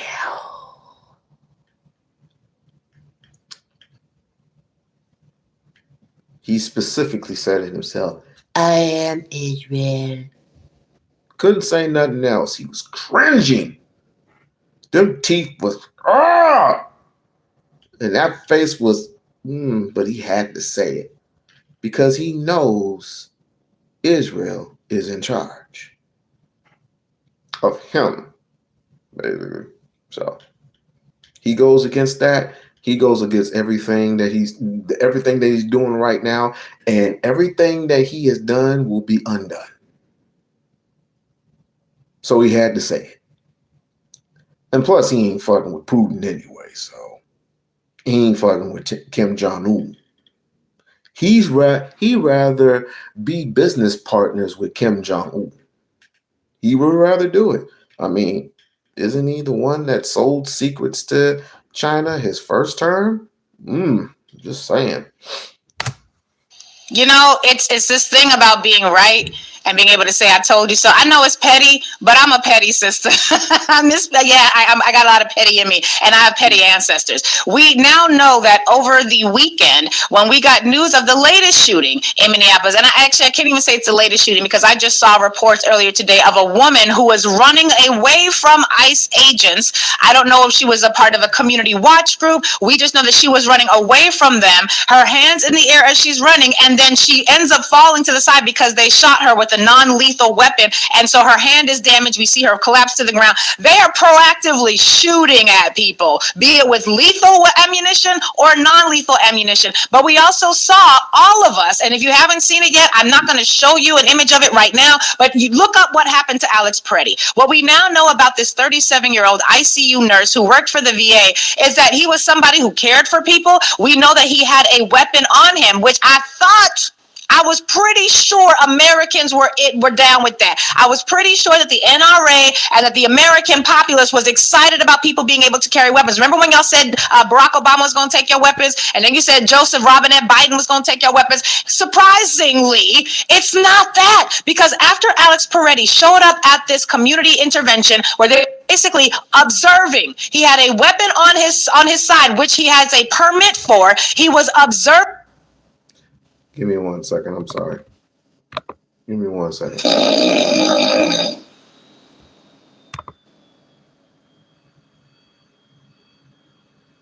She passed out. she ain't the only one. Nidus used to do the same shit online. I was like, well, if you don't cut that live off, but let me continue. Observing what was happening. In his hand was a camera, and as he sees another person, a woman, being shoved by ICE, she is then being pepper sprayed. He goes over to help her and puts his body between the person pepper spraying her and her. Next thing you know, he is sworn by officers, beaten within an inch of his life. And I was like, is that a black man that they have on the ground? I couldn't understand what was happening. I thought it was a white man. We saw it first, but then they were beating him the way that y'all like to beat on black people. And so I thought, well, this is what is happening here. Next thing we know, we see his weapon being removed from him, and there is now enough footage, enough videos to show that the ICE agents were able to disarm that man, and then they shot 10 shots into his body, killing him. Then what was so crazy is the way the guns right activists, where were the Second Amendment activists? Where's the NRA? We now know, according to reports like the Washington Post and an article entitled "Minnesota Shooting Scrambles America's Gun Debate," the reality is they want to say that we have the right to bear arms, but the only people they want bearing the arms are the white narcissists, the nationalists, the whites, who are in alignment with Donald Trump's white narcissistic wet dreams. And so we are now in a situation where the Republican Party, a very pro-gun rights party, is weirdly and oddly saying things like, well, if you show up to a protest with a weapon that's fully armed, clearly you intended to be violent and to be dangerous, which is really weird, because I remember Kyle Rittenhouse was a whole hero for y'all. I remember when Cliven Bundy and the Bundy boys was aiming their weapons at the FBI, and they lived to tell about it. I remember when January 6th, it wasn't just what was happening at the Capitol. You had 9 other state capitals where white nationalists, white narcissists were showing up fully armed. I'm old enough to remember y'all talking about sending people with weapons to election poll sites. And what's crazy about this is we now have Kash Patel, who is the head of the FBI, him, Pamela Bondi, and all the rest of them went on the Sunday shows. They were on the news shows all week, and you couldn't find a mainstream news channel without them on it, where they were talking about the fact that if you show up with a weapon, you are presumptively a domestic terrorist. But people don't. But what about these people, which this was on the Capitol, the steps of the Capitol back in Lansing, Michigan, where I was born and raised, and they had their guns. Recent protests with armed demonstrators inside of the Capitol prompted the meeting. Rod Maloney joins us now live this afternoon with a look at what's happening. And Rod, have they decided on anything just yet? Not yet, Rod. They're still meeting. In fact, they're meeting on Zoom. I'm watching it as we speak here. But here is the thing. It's been an eventful morning in this entire situation, because the commission is trying to decide whether it has the authority to ban guns on the Capitol. But the Attorney General weighed in, and this is what she had to say. She believes the commission does have the right. She says, quote, "I firmly believe in the right to protest, the right to demonstrate, and the right to loudly and strongly object to those causes that move us. These rights are so fundamental to our democracy that they are enshrined in the First Amendment of our Constitution. Members of our legislature should not have to wear bulletproof vests," and hang on, I lost it. "Should not have to wear bulletproof vests or be escorted by armed guards in order to serve the people of the state." And that is in reaction to the protests that happened on the Capitol lawn and also in the building last week. And so in regard to all of this, the commission is saying, do we have the authority? The Attorney General says they do, but their legal counsel says they don't. So let's hear from the commission. It's on a Zoom meeting. It's kind of hard to hear, but let's see what they had to say about it this morning. My concern is that if we were to make a decision today, it may not be the most deliberate and thorough discussion. So for me to make a final decision today would not be doing the duty of which I'm obligated to do. An opinion from a previous Attorney General that says that commissions have no authority to change or abridge state law. It's my understanding that's sitting before the Supreme Court right now. So for us to act on something that is going to be decided at the highest court in Michigan, it might be prudent to wait until after that. And so what they're saying there is that they think that they need to have a special commission to look at. Commission is taking up the issue of banning guns on Capitol grounds. They had their guns.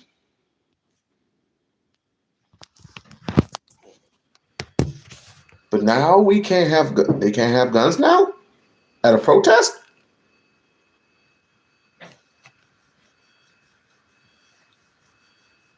That's interesting. You know what? I think there needs to be another protest. There needs to be another protest of the Second Amendment. Because if you're going to take away Second Amendment rights, you're going to piss off a whole bunch of them good boys. And I can just sit back and relax and just pop some popcorn and enjoy the show. We're going to vote the Insurrection Act. Go ahead. Break another law if you want. You already broke 34. Recent protests with armed Oh, my bad. My work is not as easy. Constitutional rights for me, not for 3.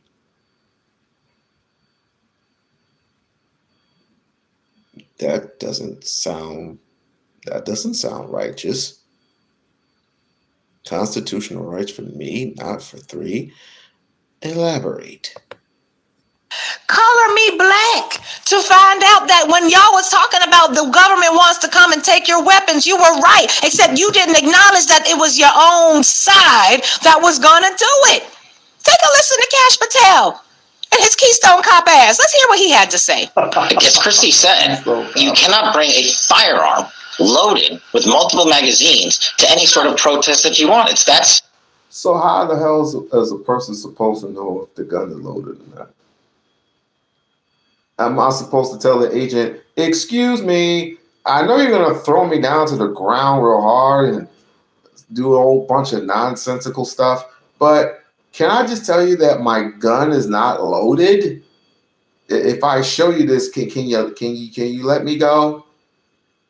How am I supposed to know? Simple. You don't have that right to break the law and incite violence. We will, of course, always protect your First Amendment speech. And if you peacefully protest, there is absolutely nothing wrong with that. But you have seen a trend here, not just in Minnesota, but across the country, in these protests turning into violent scenarios and people attacking law enforcement. That's when you go over the line, and that's when law enforcement steps in. Is that when law enforcement steps in? I want you all to pay attention here. Below this tweet, you can see the community note, which says, under the Second Amendment and Minnesota Statute 624.714, permit holders may legally carry firearms in public, including during protests. The U.S. Supreme Court has ruled that public carry is a constitutional right. Carrying a firearm does not legally constitute inciting violence. And I thought that y'all were all in agreement about that. I thought the white narcissist, I thought that was one thing that y'all could agree upon, that it is every red-blooded white American's right to own a weapon, to carry a weapon he wasn't even brandishing, and they disarmed him and then they shot him on the ground. After beating him so bad, I was confused and thought he might not be a white. Maybe he was just a light-skinned, he did black. This is the America that the white nationalists are fighting for. But what makes it really interesting is the way in which this is not so much about ICE being federal officers, so much as this is about ICE really being a private militia. I want you all to take a listen to this clip. This is a video clip. Tennessee Holler put this out. This is a video clip where they're talking about here. You're going to see one of the lead officers in the state of Minnesota. And this is the Minnesota Bureau of Criminal Apprehension, who is talking about the fact that his agents were blocked from participating in the investigation. We haven't learned anything much beyond Jonathan Ross's and his information and his name. That was the man who shot Renee Good. But what we now know is that ICE is effectively blocking anybody who's not ICE from participating in the investigation, even when those agencies have court orders allowing them to do so. Amina, let's take a listen to this video clip, please. So to be clear, you said you got a signed judicial warrant to gain access and were still denied by federal agents?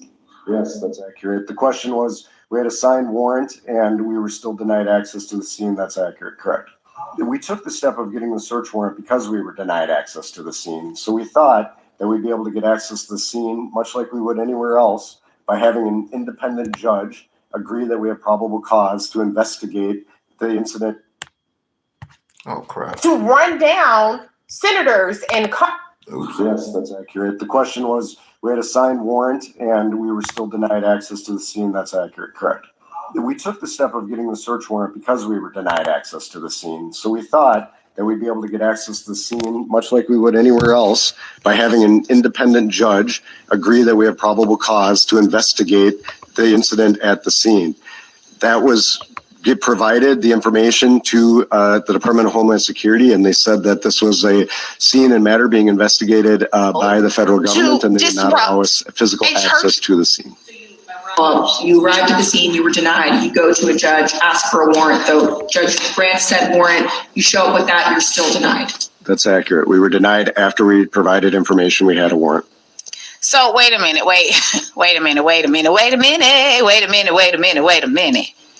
Y'all's law enforcement. You're Minnesota State Police, right? We're not even talking about local law enforcement. You show up at a crime scene or a scene of a shooting. Let's be generous. A scene of a shooting. You show up and they tell you you can't participate in the investigation. The crime scene has not been properly cordoned off. These people who are part of ICE do not have any investigative capacity, right? Department of Homeland Security, the Keystone Cops are the ones who are doing the investigating, and the actual law enforcement who has legal jurisdiction is not allowed to participate. They go there, they're told they can't participate. They then go to court. They get a court order from a judge, an independent judge, and they're still not allowed to participate. Because the private militia done took over the scene. The same private militia that's got more weapons than the actual local police. Y'all remember what Mayor Fry said? What did he say? We got 600 officers here in Minneapolis. They got 3,000 federal agents. And now Donald Trump and Kristi Noem are coming at Governor Tim Walz and Mayor Fry talking about something. They're not helping us. They're refusing to help us. And they're like, we got 600 agents. Y'all got 3,000. Y'all outnumber us in terms of law enforcement 5-1. You've got 3,000 federal agents, and I shouldn't even call them federal agents. You got 3,000 civil servants, armed civil. Annie and everybody in the chat, I need salt.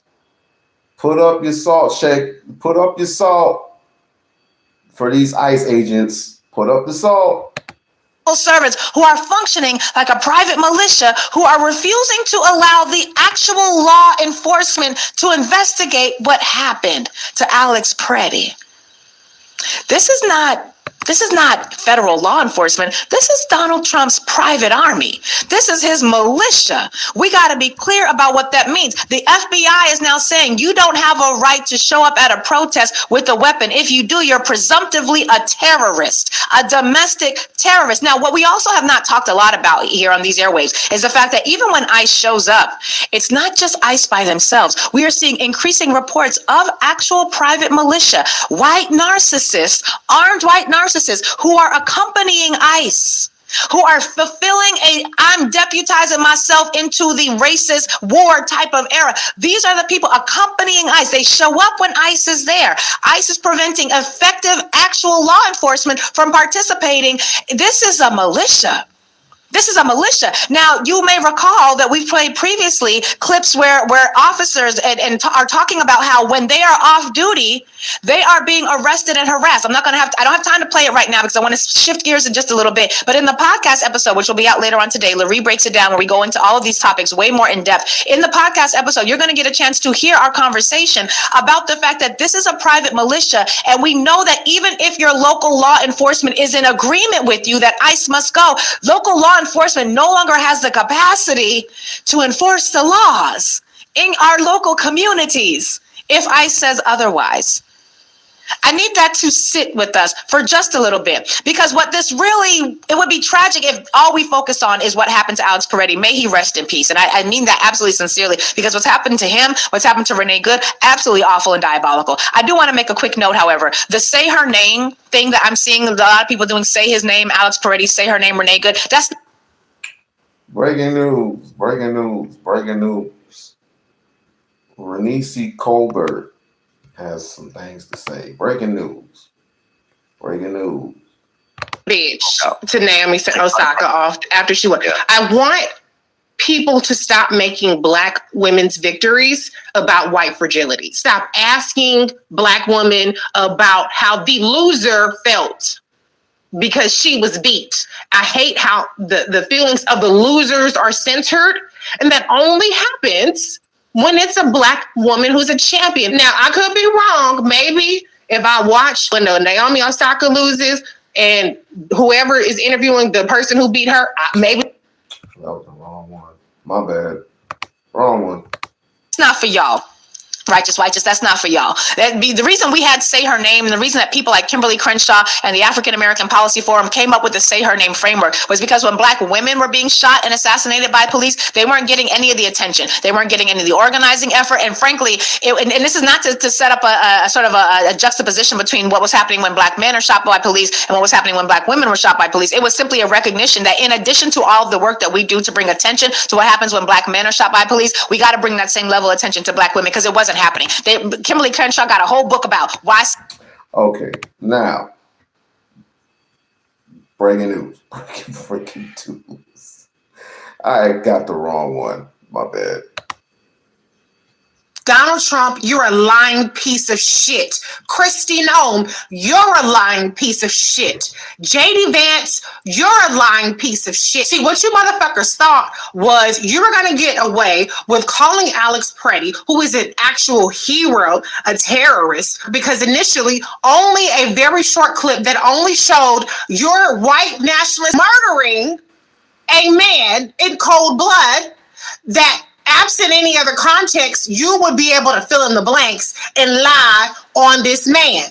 But guess what? There were a lot of cameras around that bitch, and they captured the whole fucking thing. They captured your goons pepper spraying a woman who was doing absolutely nothing wrong. It captured your demons jumping on this man. But it was the federal government. It was the federal government. You're not supposed to go against the federal government, which ICE is part of the federal government, and you're not supposed to be protesting. You can protest, but you gon' get killed.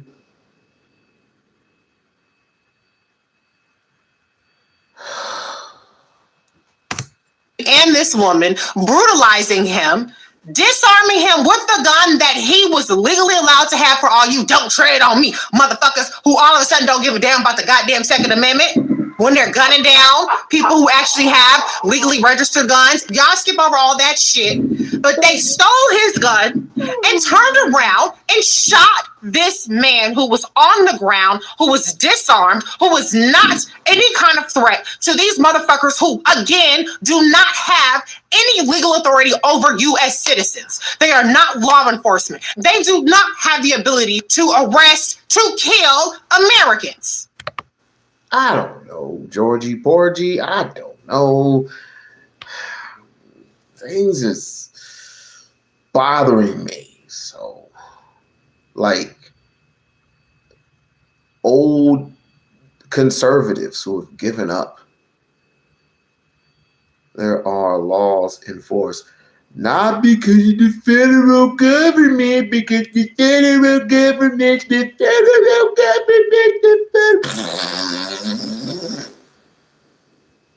federal government. Anybody got a flag I can burn? And yet that's exactly what we saw on that fucking tape. You thought that you would be able to lie. Well, we see with our own fucking eyes what really happened.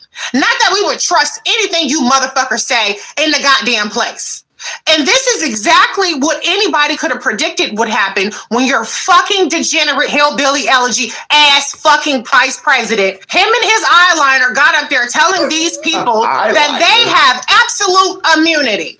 This is the America that Donald Trump wanted. He ran, I will remind you guys, on giving immunity for cops and for law enforcement to murder Americans with no consequences. So this is Donald Trump's America. This is Trump Crow. This is exactly what he wanted. What they're telling you by lying on Alex Preddy, the way they lied on Renee Good, and the way they lie on people constantly, is that they have absolutely no fucking intention of changing. This is what their policy is intended to do.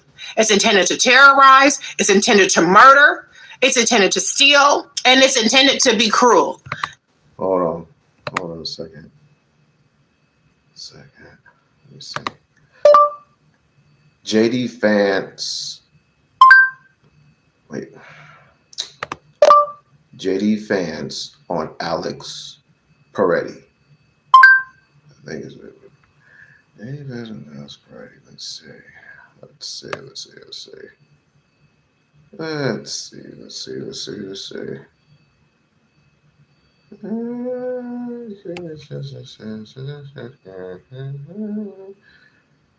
Hello, everyone.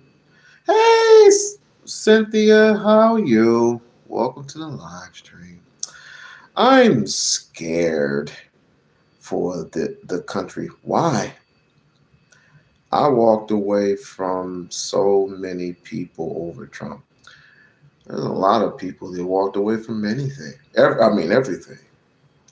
There are people who are going off the grid. Why are people going off the grid? Simply put, they don't want to deal with America, period, anymore.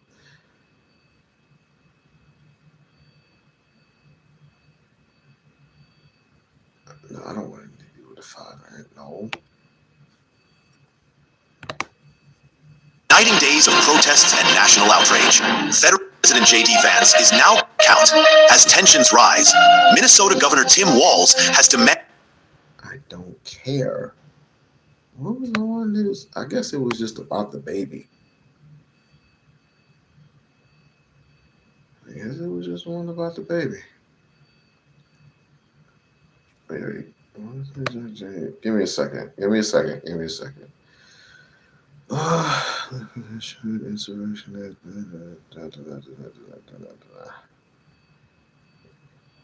Okay, so I'll just get the one about the.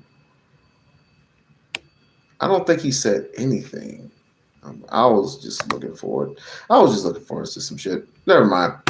Not just to the people y'all thought y'all were unleashing this on, but to anybody who gets in their fucking way. This administration is acting like they have the right to kill anybody for any reason at any time. And that includes you, white folks, too. Donald?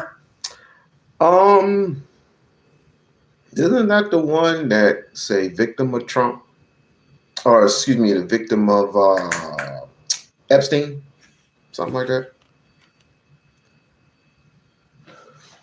Who was that lady? Yeah. Oh, it was that's right, it was a boy. I wonder what they were doing on that island. I wonder what they were doing. Oh, there were 5 people on both sides. Hey, look at this boy over here. This is a good-looking boy. Hey, good-looking boy. Good-looking boy. Good-looking boy. All of a sudden, he's Ivan. And then one day, Trump just turns around and says, Epstein was a bad person. He was a very bad person. Yes, he did. Why was he a bad person? Because he got the girl that I wanted. Girl. I wanted that little girl. Excuse me. I'm sorry. The girl. Not little girl. Even though she was a little girl, she was still a girl.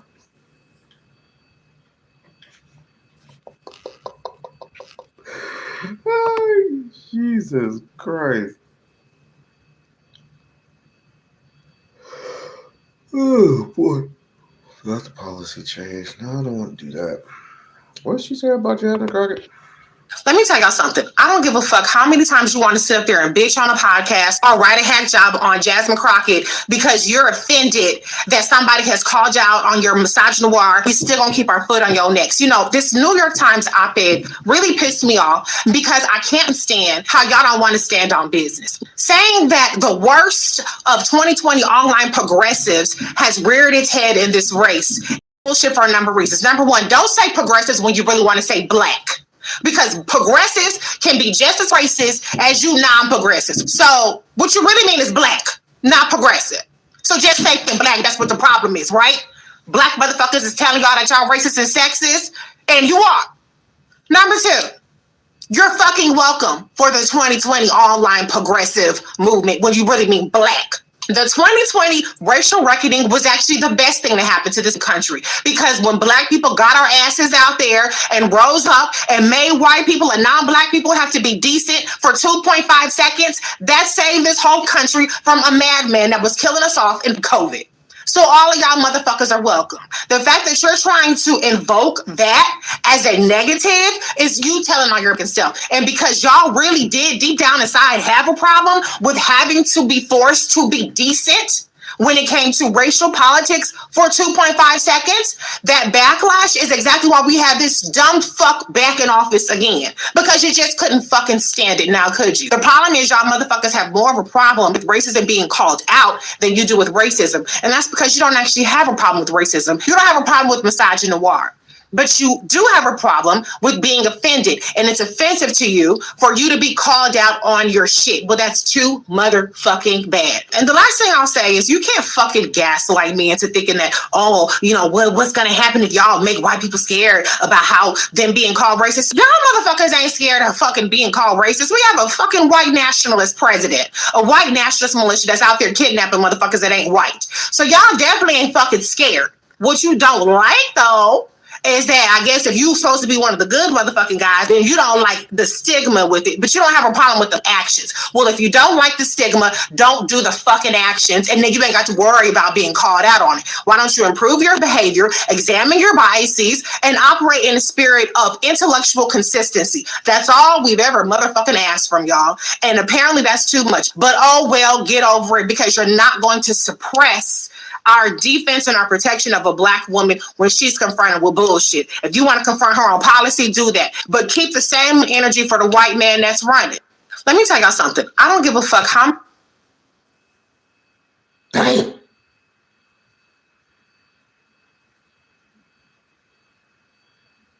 That's all I gotta say. Damn. But to be perfectly honest, this is the same woman that certain men, I ain't gonna mention any ethnicities or anything like that, they'll be the ones to say she's emotional. Yes, baby, speak. Yes. Back to our regular special program. Say her name was important. Working with mothers of the movement, mothers of black women who were shot and assassinated by the police. So y'all talking about say her name Renee Good? No. Say his name Alex Preddy? No. Y'all, we know their names. That's the point. And as Qasim Rashid says, there have been 9 people who were shot by ICE this year, and you only know the names of the 2 white ones, Renee Good and Alex Preddy. Much love and peace to them, yes. But there are 9 people that ICE has shot this month. They shot Keith Porter. Say his name, black man Keith Porter. They also shot a Cambodian named Sierra de Ley. They shot 5 Latinos named Herbert Sanchez Dominguez, Victor Manuel Diaz, Luis Beltran Yanes Cruz, Luis Gustavo Nunez Caceres, and Geraldo Lunas Campos. And so at this rate, they're on pace to kill over 100 people this year. To say her name framework is not for y'all, I need y'all to stop co-opting things that ain't really for you. I need you to, the same thing y'all did with woke, I need y'all to, because if y'all had actually stayed woke, we wouldn't be in this shit. We wouldn't be in this shit. But the reality is, it's not just about the raw, naked grab for power that the ICE militia, Trump's private militia, is now engaging in. It's also about the elections. This has always been about what they can do to disrupt elections. We know that they want the Insurrection Act to be instituted, but frankly, the Insurrection Act really means that the federal military, the armed forces, would be in charge of local domestic law enforcement. It doesn't necessarily give Donald Trump the ability to do any old thing that he wants, which is why I think he keeps threatening to do it, but he ain't really did it yet, because once he does it, what we're going to have is basically the armed forces doing law enforcement. But I don't know who would be worse at law enforcement. I would suspect that ICE agents doing law enforcement is worse than the military, which is actually trained in how to engage in these sorts of affairs. But I'm not willing to put that to the test. So I'm not asking for that. I'm just saying, let's be clear. But Pam Bondi sent a letter to Minnesota basically saying that if they want ICE out of Minnesota, they should turn over their voter rolls.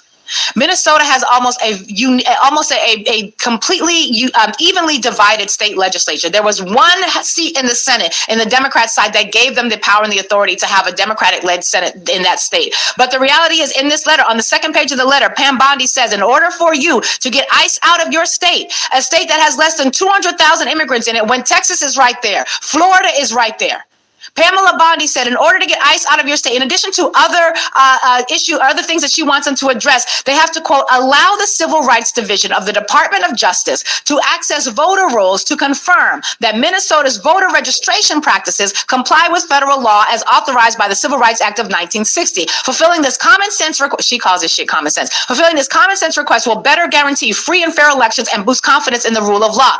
This is coming out at the same time that we learned that when Doge was in operation, then they were going to the Social Security Administration. They were also collaborating and working with private nonprofit type organizations, private loosely formed associations of people who wanted access to the Social Security information so that they would be able to manipulate state voter roll data. They want the states, the Democratic states, to turn over the voter rolls because they want to use the voter roll information as a way of disrupting the midterm elections. And so if Democrats don't want what's happening in Minneapolis to... That is called domestic terrorism, is what she's doing. Domestic terrorism. When you are threatening the mayor, or what was it, the mayor or the governor or whatever, regardless of who the person is, when you demand something like that from the state of Minnesota, that is terrorism. Impeachment of Trump, impeachment of Mattel, impeachment of the use too much gunk of makeup looking bitch, and impeachment of Pam Bondi. All of them got to go. All of them got to go.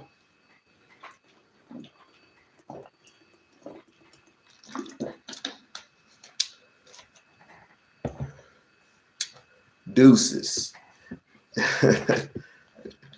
Deuces. Don't let the door hit you with the good Lord split you. And when Trump gets impeached, and he will be impeached, isn't that it's gonna tack on a lot. But here's the thing. When you impeach and you incriminate him, I want to see his ass in prison. I want the booty bandit.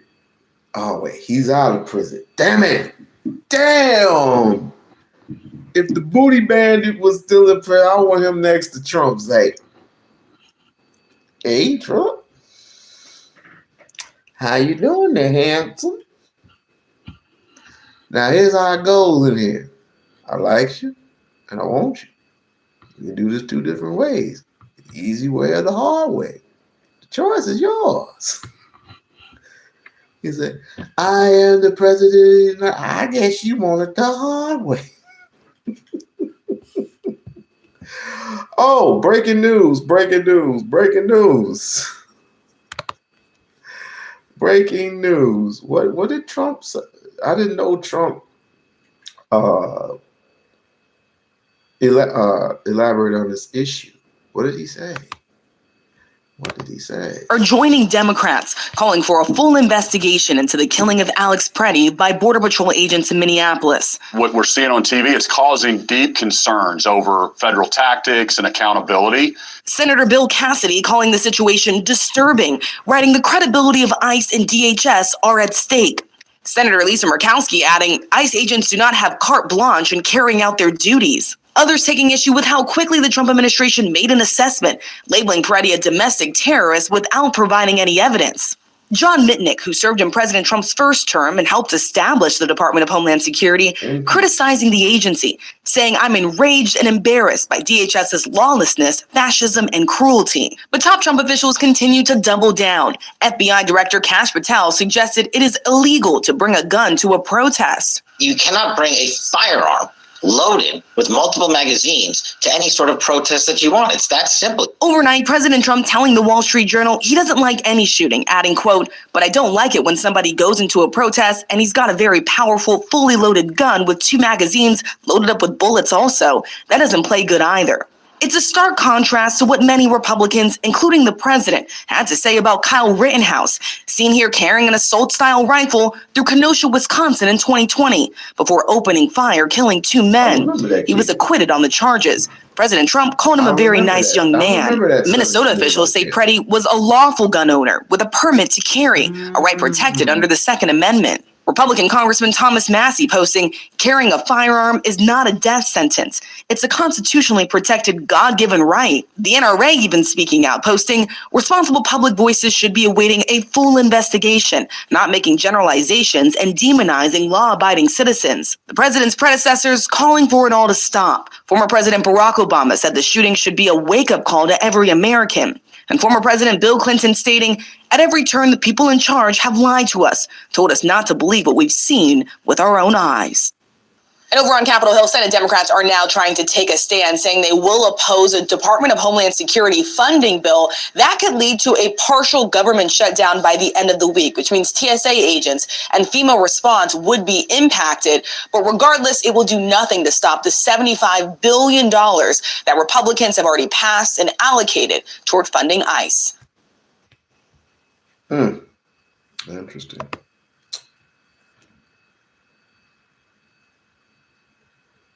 I'm sorry, were you talking to me or were you talking to somebody in the chat?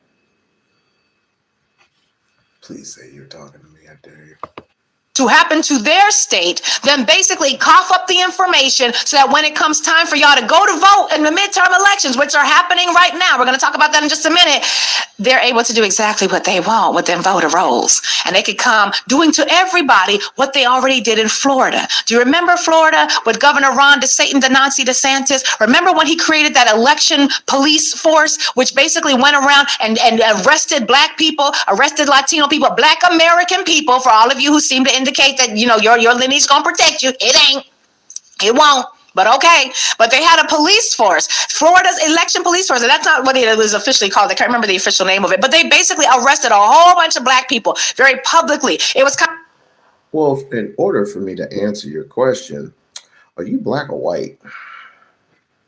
And how old are you? kind of like a bad boys. They would have the cameras. They busted up in these people's houses. Came to they had cookouts. They were having summertime fun. Embarrassed them in front of their neighbors and said that they voted as criminals and said that they did not have the right to vote. Each of those cases ended up being dropped because it wasn't about the state of Florida actually having the information that said that these people have voted in a criminal fashion, meaning they did not have the legal right to vote. It was about embarrassing them and threatening anybody else who had been formerly incarcerated. If you did want to vote, you better not, because look at what might happen to you. They want to do that on the national level, right before the midterm elections. And so mixed race and 56 years old. So in other words, you're Black. Do I have anything? Do I have anything to figure something out? In other words, you want me to come up with a solution? I do have a solution. Um, are you willing to listen? Because obvious, being 56 years old, you should have something figured out already. You're a little bit older than I am. I'm 45. You're 56, so you had a decade. You had a decade or two. And if you're coming from any other country, which I probably don't know if you came from any other country or you were born in the United States, but I would definitely tell you that what you're doing is not helping your cause by arguing or asking me something that I had no power or control over. But what I do have, I have rights. I have a right to vote. I have a right of passage to call and complain to my federal government, not federal government, my mayor, my governor, my legislator. I have a right to do that. I have a right to complain. So if you don't like the laws that are going, you don't like the things that are going on, get with your legislator, get with your mayor, your governor, start writing complaints. You have a right to protest. You have a right to gather amongst your peers, and you can definitely go out and you can protest under the First Amendment law. And you also have a right to protect yourself under the Second Amendment. No one ever told you you didn't have a right to protect yourself. If those people from Michigan have automatic AI assault rifles, what's stopping you from having one? Cash Patel is operating his little pet pieces under not the Trump administration. Because if it were anybody, let's just say, and this is going to freak you out probably, let's just say there's a Democrat in office right now. His job is to protect the person who has the power, who has the ability to speak to not only the people in the United States of America, but everyone else. Right now, he's acting quite stupid. But it's not fully his fault. I don't believe anybody to tell you the truth. I'm asking you because I was wondering what you think. Your thoughts. Yeah, it's too cold for all that. People in the military don't care if it's cold or not.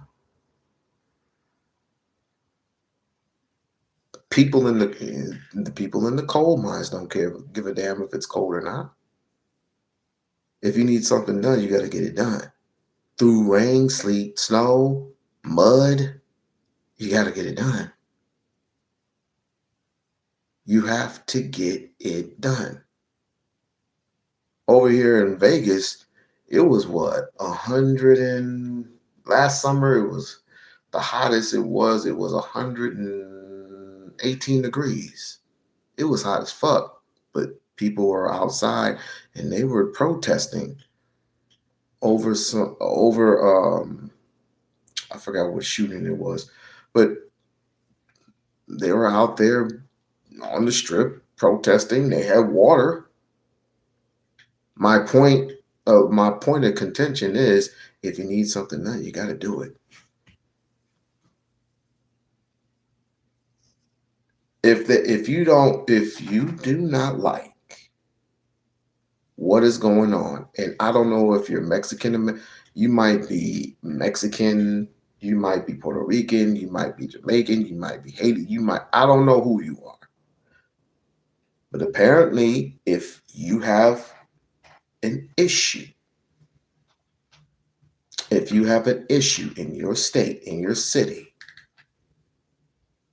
because as far as I'm concerned, everyone's in jeopardy. Everyone. You, me, everybody. This has been going on for quite a long time. It's been going on in LA. It's been going on in New York. It's been going on in Portland, Chicago, Detroit, everywhere. You, the people, have to decide. Don't waste your time waiting on the federal government to provide you with some protection. Don't waste your time on anybody to provide you protection, because they're not. You have to do this yourselves. It's like with Jasmine Crockett, right? Jasmine Crockett is, believe it or not, she is a politician. She can't just jump up and say Black Power and be all about Black business. Or she can't just say or whatever the fuck. She can't be about the Mexican people. She's all about for everybody. She knows who she is, but she's all for all men and women of all race. But if you have a complaint and you are in the state of Texas, it is your right, no matter if you're white, black, or indifferent, to get on the phone to Washington or in Texas, where both of her offices are, and complain. Like, I have a right to complain to Susie Lee. Susie Lee is my congressman. I have a right to complain to her about whatever I want to complain to her about.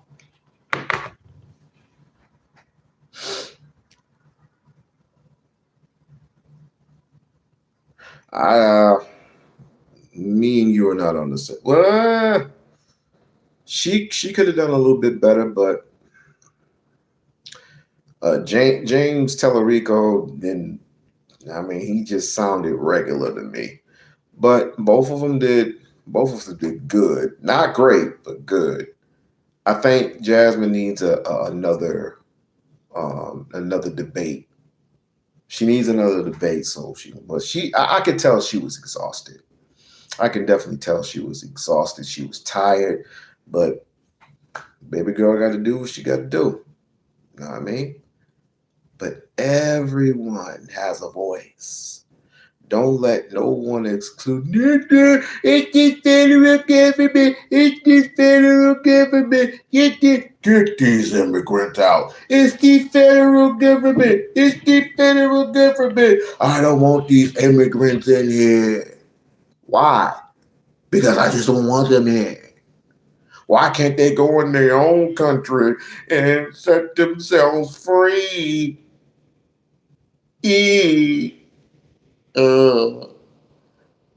What did that guy do to you? Wow, he was just here. But he had his business already established already. He's been here for 5 years. He don't need to be, he's taking up space.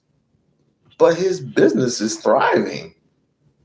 And he's been through the communities, giving like samples and, giving money away to the kids. I don't like him. He needs to go. But he has his paperwork. He's been here for over 5 years. Let me see his paperwork. Now I know how I feel about me. God dang. God damn. I've been complaining for years. I've been complaining for years. Pretty sure it's just got me on the list of some sort. If they have you, hear me and hear me good. Don't be like the dude that ran away and left his son. Don't be that dude. What happened is I should ban you, boy. Don't bring that name. Do not bring that name up in here. He is a. Oof. Don't bring that name Booker T up in here. Loved him as a wrestler. As a politician, nah, bruh. Nah, your card is revoked. You and your brother both. You and your fucking brother, Stevie Ray. Both of y'all's card is revoked. I'm sorry. I am so sorry. Anyway, ouch.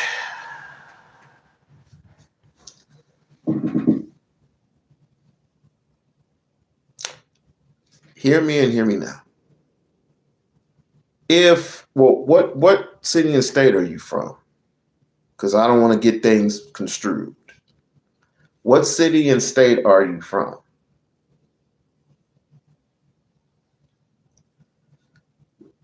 Booker T is definitely a Republican, yes.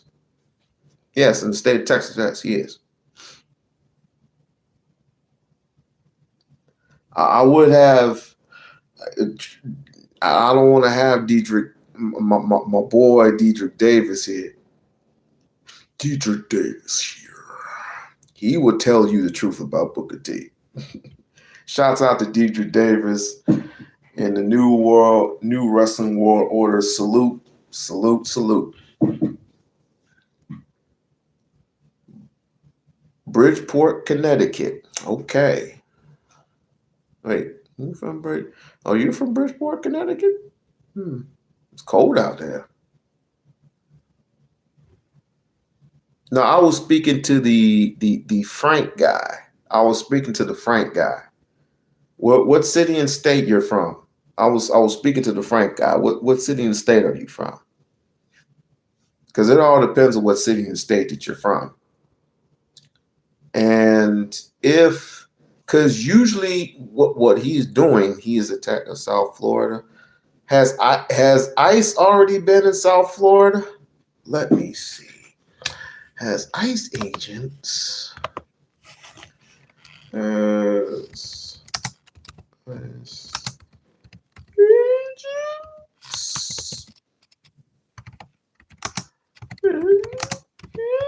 South Florida.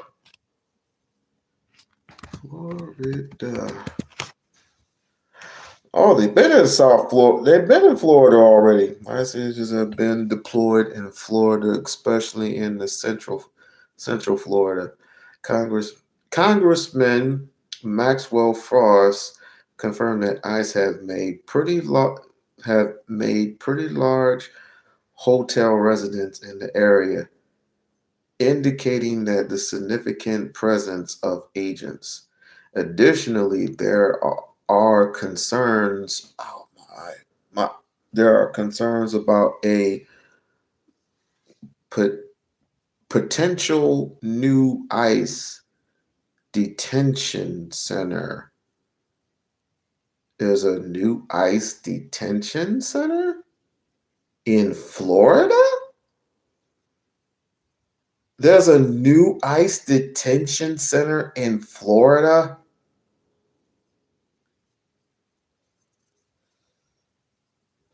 Okay.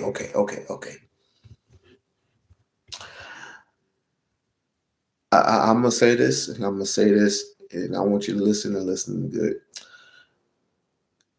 I'm not saying that you're cooked, but if you're going to protest, if you're going to be out there, don't be in the middle of the crowd.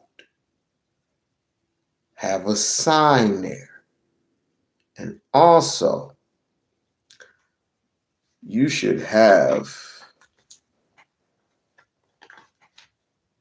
and know your law too. You should have one of these. I carry with them everywhere I go. I gotta get the other one because it tore apart. Your right to protest is your right to protest. Under the First Amendment, you have to know your law. You have to know the law. Secondly,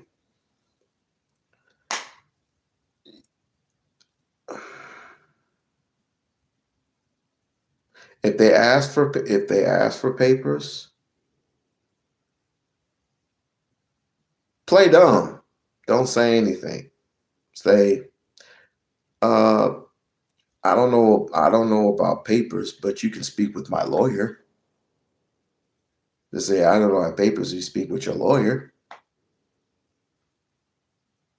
Do not be in the middle of that crowd. If you're going to protest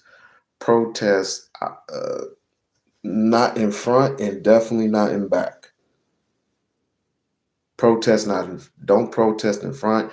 Be in the middle somewhere. Let the people in front deal with all that stuff. Thirdly, you can carry a firearm. I recommend, however, if you're going to carry a firearm, tell the people who are doing the protests to make a laminated thing that's saying, I have the right to exercise my Second Amendment rights. You should have it laminated and have it hanging in your chest like jewelry. We've been going through legal immigration. We've been going to legal immigration and for decades. Remembering the so are you Cuban? That's even more great. And the Cuban immigration that the Haitian one there was a lot. There was a lot of different cultures down there. So it is here. We seem to get along mostly. I don't see the issue. I don't see the issue with immigrants. I don't. I've been living with Haitians for 9 years. Not living with them, but living upstairs. I live in an apartment building where I was on the second floor. The Haitians were on the first floor. We got along great. I mean, lots of beautiful cooked food. They had a wonderful family. Their middle son is in college right now. I don't know what degree he has, but I know he plays football I think he's going to be playing for Penn State.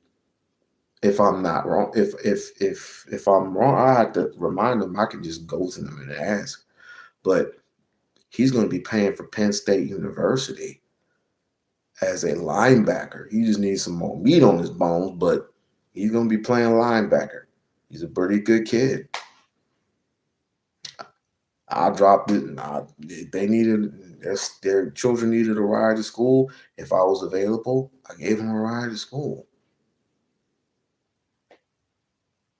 My daughter played with their daughter when they were younger. It's all good. We don't talk nothing personal about anything. So and I'm trying to understand why people are so hip. You know what I mean? They're so hip to getting rid of immigrants that are striving and thriving not only financially, but economic wise, they're doing just fine. It's just that certain whites have taken the liberty to complain that they are losing the country.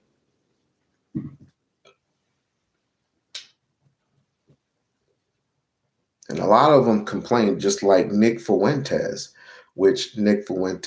you are a bitch. And I swear before Almighty, that if I ever see you in person, I am literally going to slap the hell out of you, boy.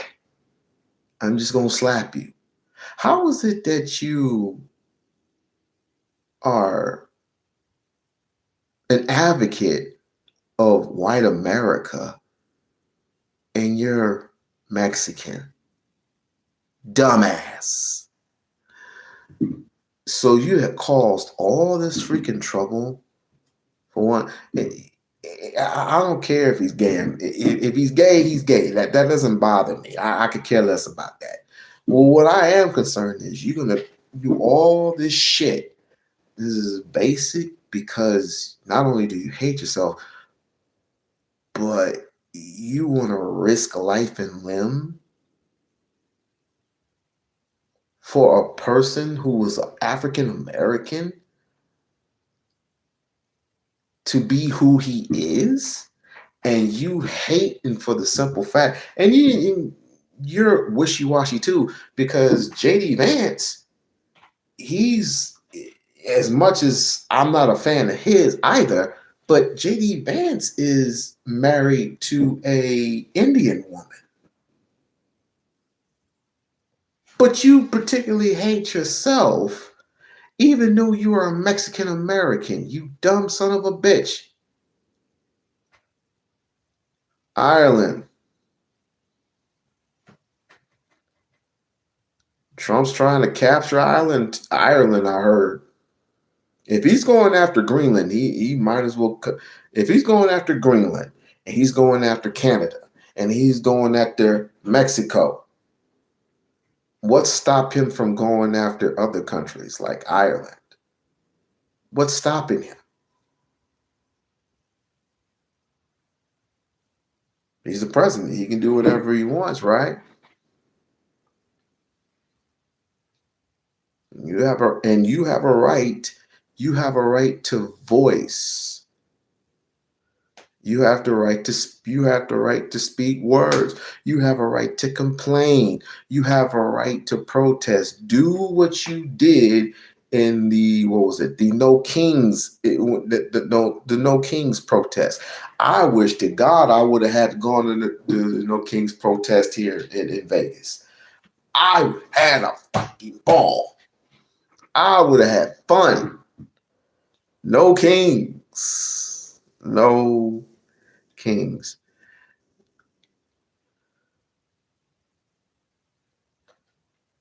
No freaking kings. Yeah. Just protect yourselves. Protect yourselves at all times. That's all I say. Protect yourself at all times. So I'm glad that America is finally waking up. I'm glad that you all are seeing what's happening, because Renee Good and Alex Peretti would be alive right now had y'all understood what we were saying with Mike Brown. They'd be alive right now had you understood when we were talking about Trayvon Martin. They'd understand right now when we were talking about Eleanor Bumpers. They'd understand right now when we were talking about all the other names that we can think of: Alton Sterling, Breonna Taylor, Ahmaud Arbery. And I know Ahmaud Arbery wasn't necessarily assassinated by law enforcement, but the people who assassinated and lynched him were formerly a part of law enforcement. There's a reason that it's the same thing. White vigilante narcissism is what we're talking about here. And I'm glad that people are finally getting it. And I don't have time to play this clip either, but in the podcast episode, I referenced to this clip from Hope Giselle, who talks about the fact that we're glad that y'all are finally waking up and finally understanding what's actually going on. Because she says, quote, some of y'all didn't wake up because you finally understood the system. You woke up because the system finally looked like you. And that's the part nobody wants to talk about. She says, so let's talk. What made this moment different for you? Was it fear, proximity, recognition, guilt? There's no dragging here, just honesty, she says, because because movements don't grow from pretending we've always been here. They grow when people admit that they weren't. So sit with that before you respond. And I just don't have time to play the clip right now. I play it in the podcast, so I encourage you to take a listen to it because she goes off and she says some things that need to be said. But we're also in a moment right now where we're all having to sort of reassess how we show up, to realign, and to figure out how we're going to move forward. And one of the things that's going to have to be a part of this rebuild era, this era to remake the aftermath of whatever this current fugaziness is going to have to be that Black people, we're going to have to stop shucking. Let me not say it that way. That's the wrong way to say it. We're going to have to start fully showing up as who we are everywhere, unapologetically and unabashedly. And I want to shift a little bit because while it might feel like we're going into a different topic, this is actually an extension of the same one.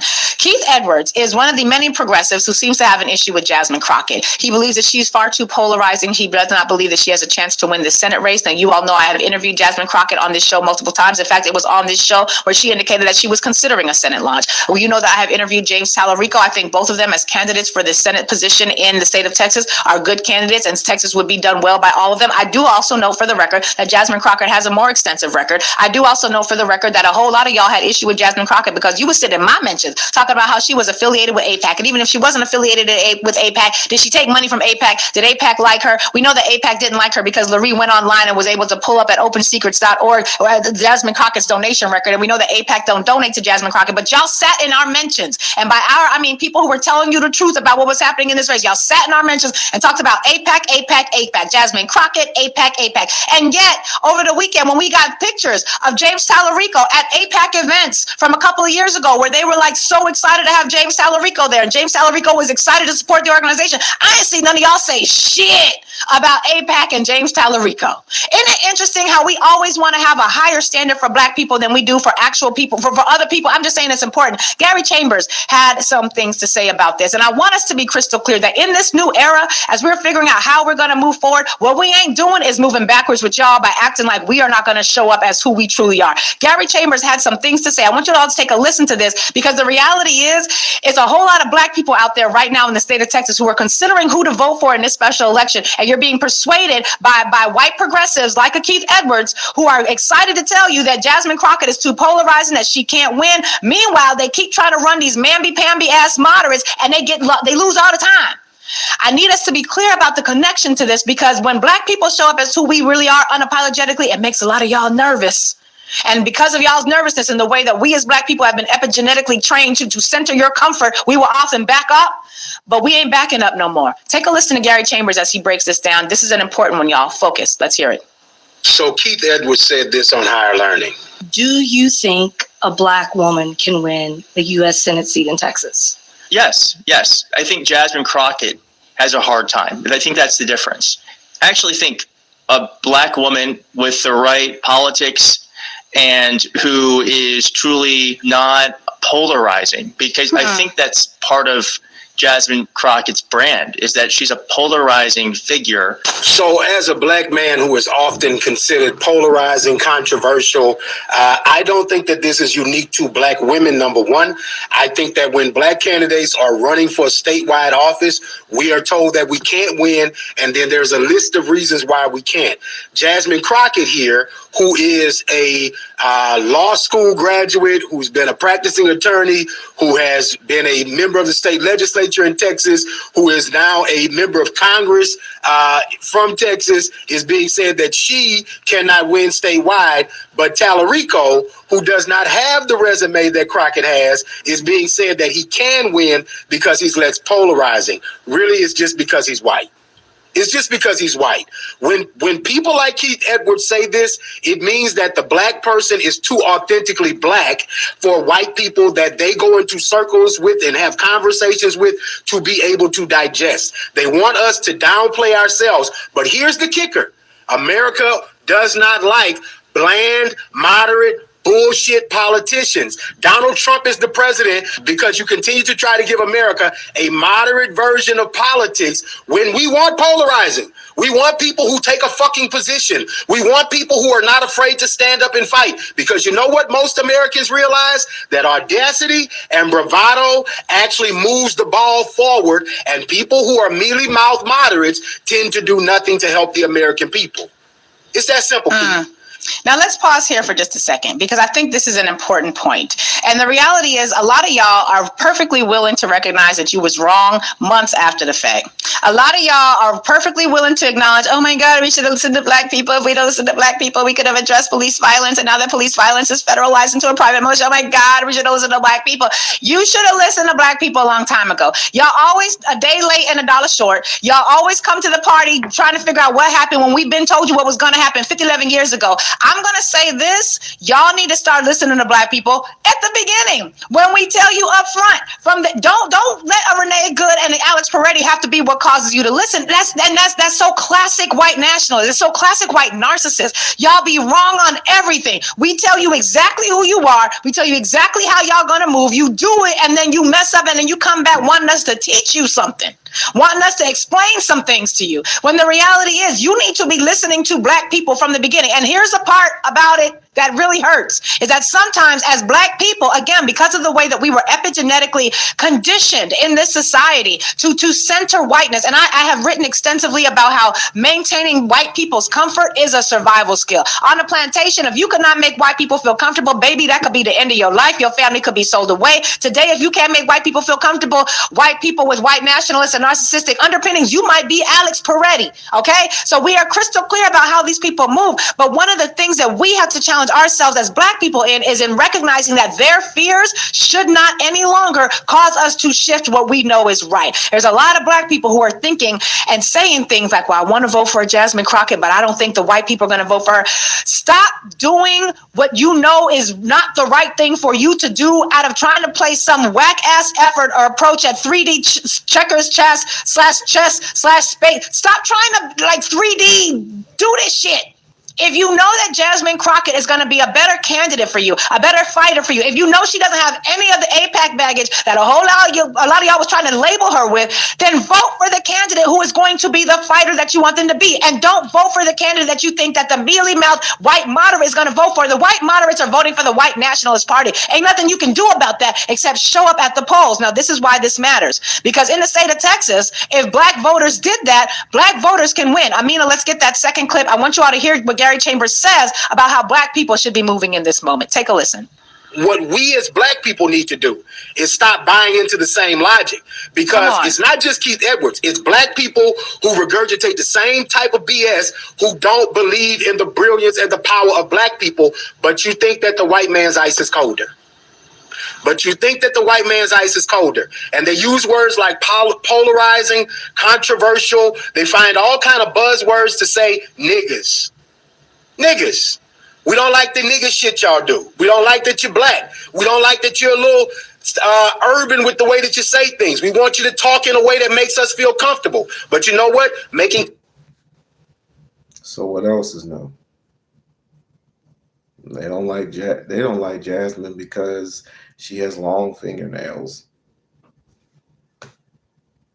or she has, I don't know if it was it's a lace front or a wig. I don't know. I don't mind it. I don't mind it at all. It doesn't bother me. What concerns me is the policies, and what concerns me, and she's doing an awfully good job, is to listening and speaking with the youth of Black America. That's what she's doing. That should be the base, is talking with the youth, communicating with the youth. Not just your moms and pops, not just your middle age, but communicating with the youth. Of course, she's going to communicate with Hispanics. She's going to communicate with white women, Hispanic women. She's going to communicate with all those people. But getting there with the youth, because the youth is going to shape this country,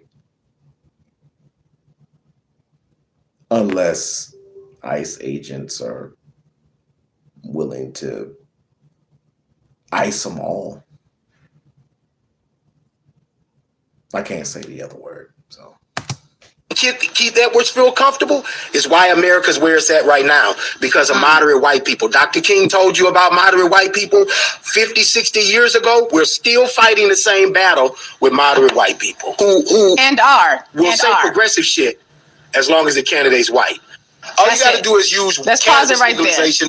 Let's pause it right there, because what he's saying there is so important. He goes on to give some really good examples with cannabis legalization, and then I play some more of the clip later on in the podcast. But when he goes into this conversation about polarizing candidates, he lists a whole bunch of black people who were not polarizing, who did not win their races. They were, and not to say that there was anything wrong with these black people, because there wasn't, but the fact that you had a whole lot of black people who have gone and run as being very palatable, who Cheryl Beasley in North Carolina for the state legislature, I'm sorry, for the judiciary, Val Demings in the state of Florida, Colin Allred. Y'all got a whole bunch of black people who were considered far more palatable than some of the more polarizing ones, and they lost their races as well. We ain't winning no more by playing safe. We're going to have to go balls to the walls when it comes to centering us, because we have for centuries been forced to center them, their needs, their issues, their concerns, and the reality is, look at where we're at.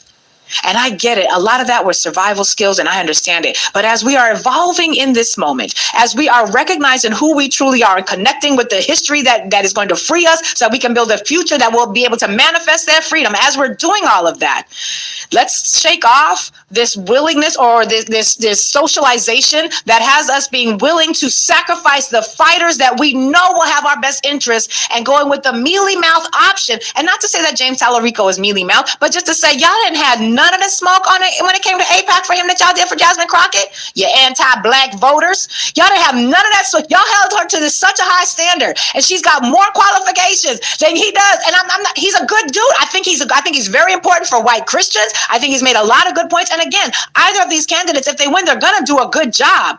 It's just curious to me that one of the pathways to victory seems to center in demoralizing and destabilizing attacks as against black people, when quite frankly, we've been new, we've been right, y'all been wrong, and now the whole world can see it. Now, it's unfortunate that it took all this. It really is. And my heart breaks for that man's family, for Renee Good's family. It's absolutely disgusting. Yeah, certain people just don't care. They don't care. But like, share, and subscribe to the channel. Like, share, and subscribe to the channel. Y'all don't like white people much, do y'all? I would reverse that and ask you, you don't like black people very much, do you? And that's been proven throughout history. Just state the fact. But I'm going to let y'all marinate on that, and I'm going to let you marinate on a whole bunch of things. And thanks for joining me. Y'all have the rest of your night.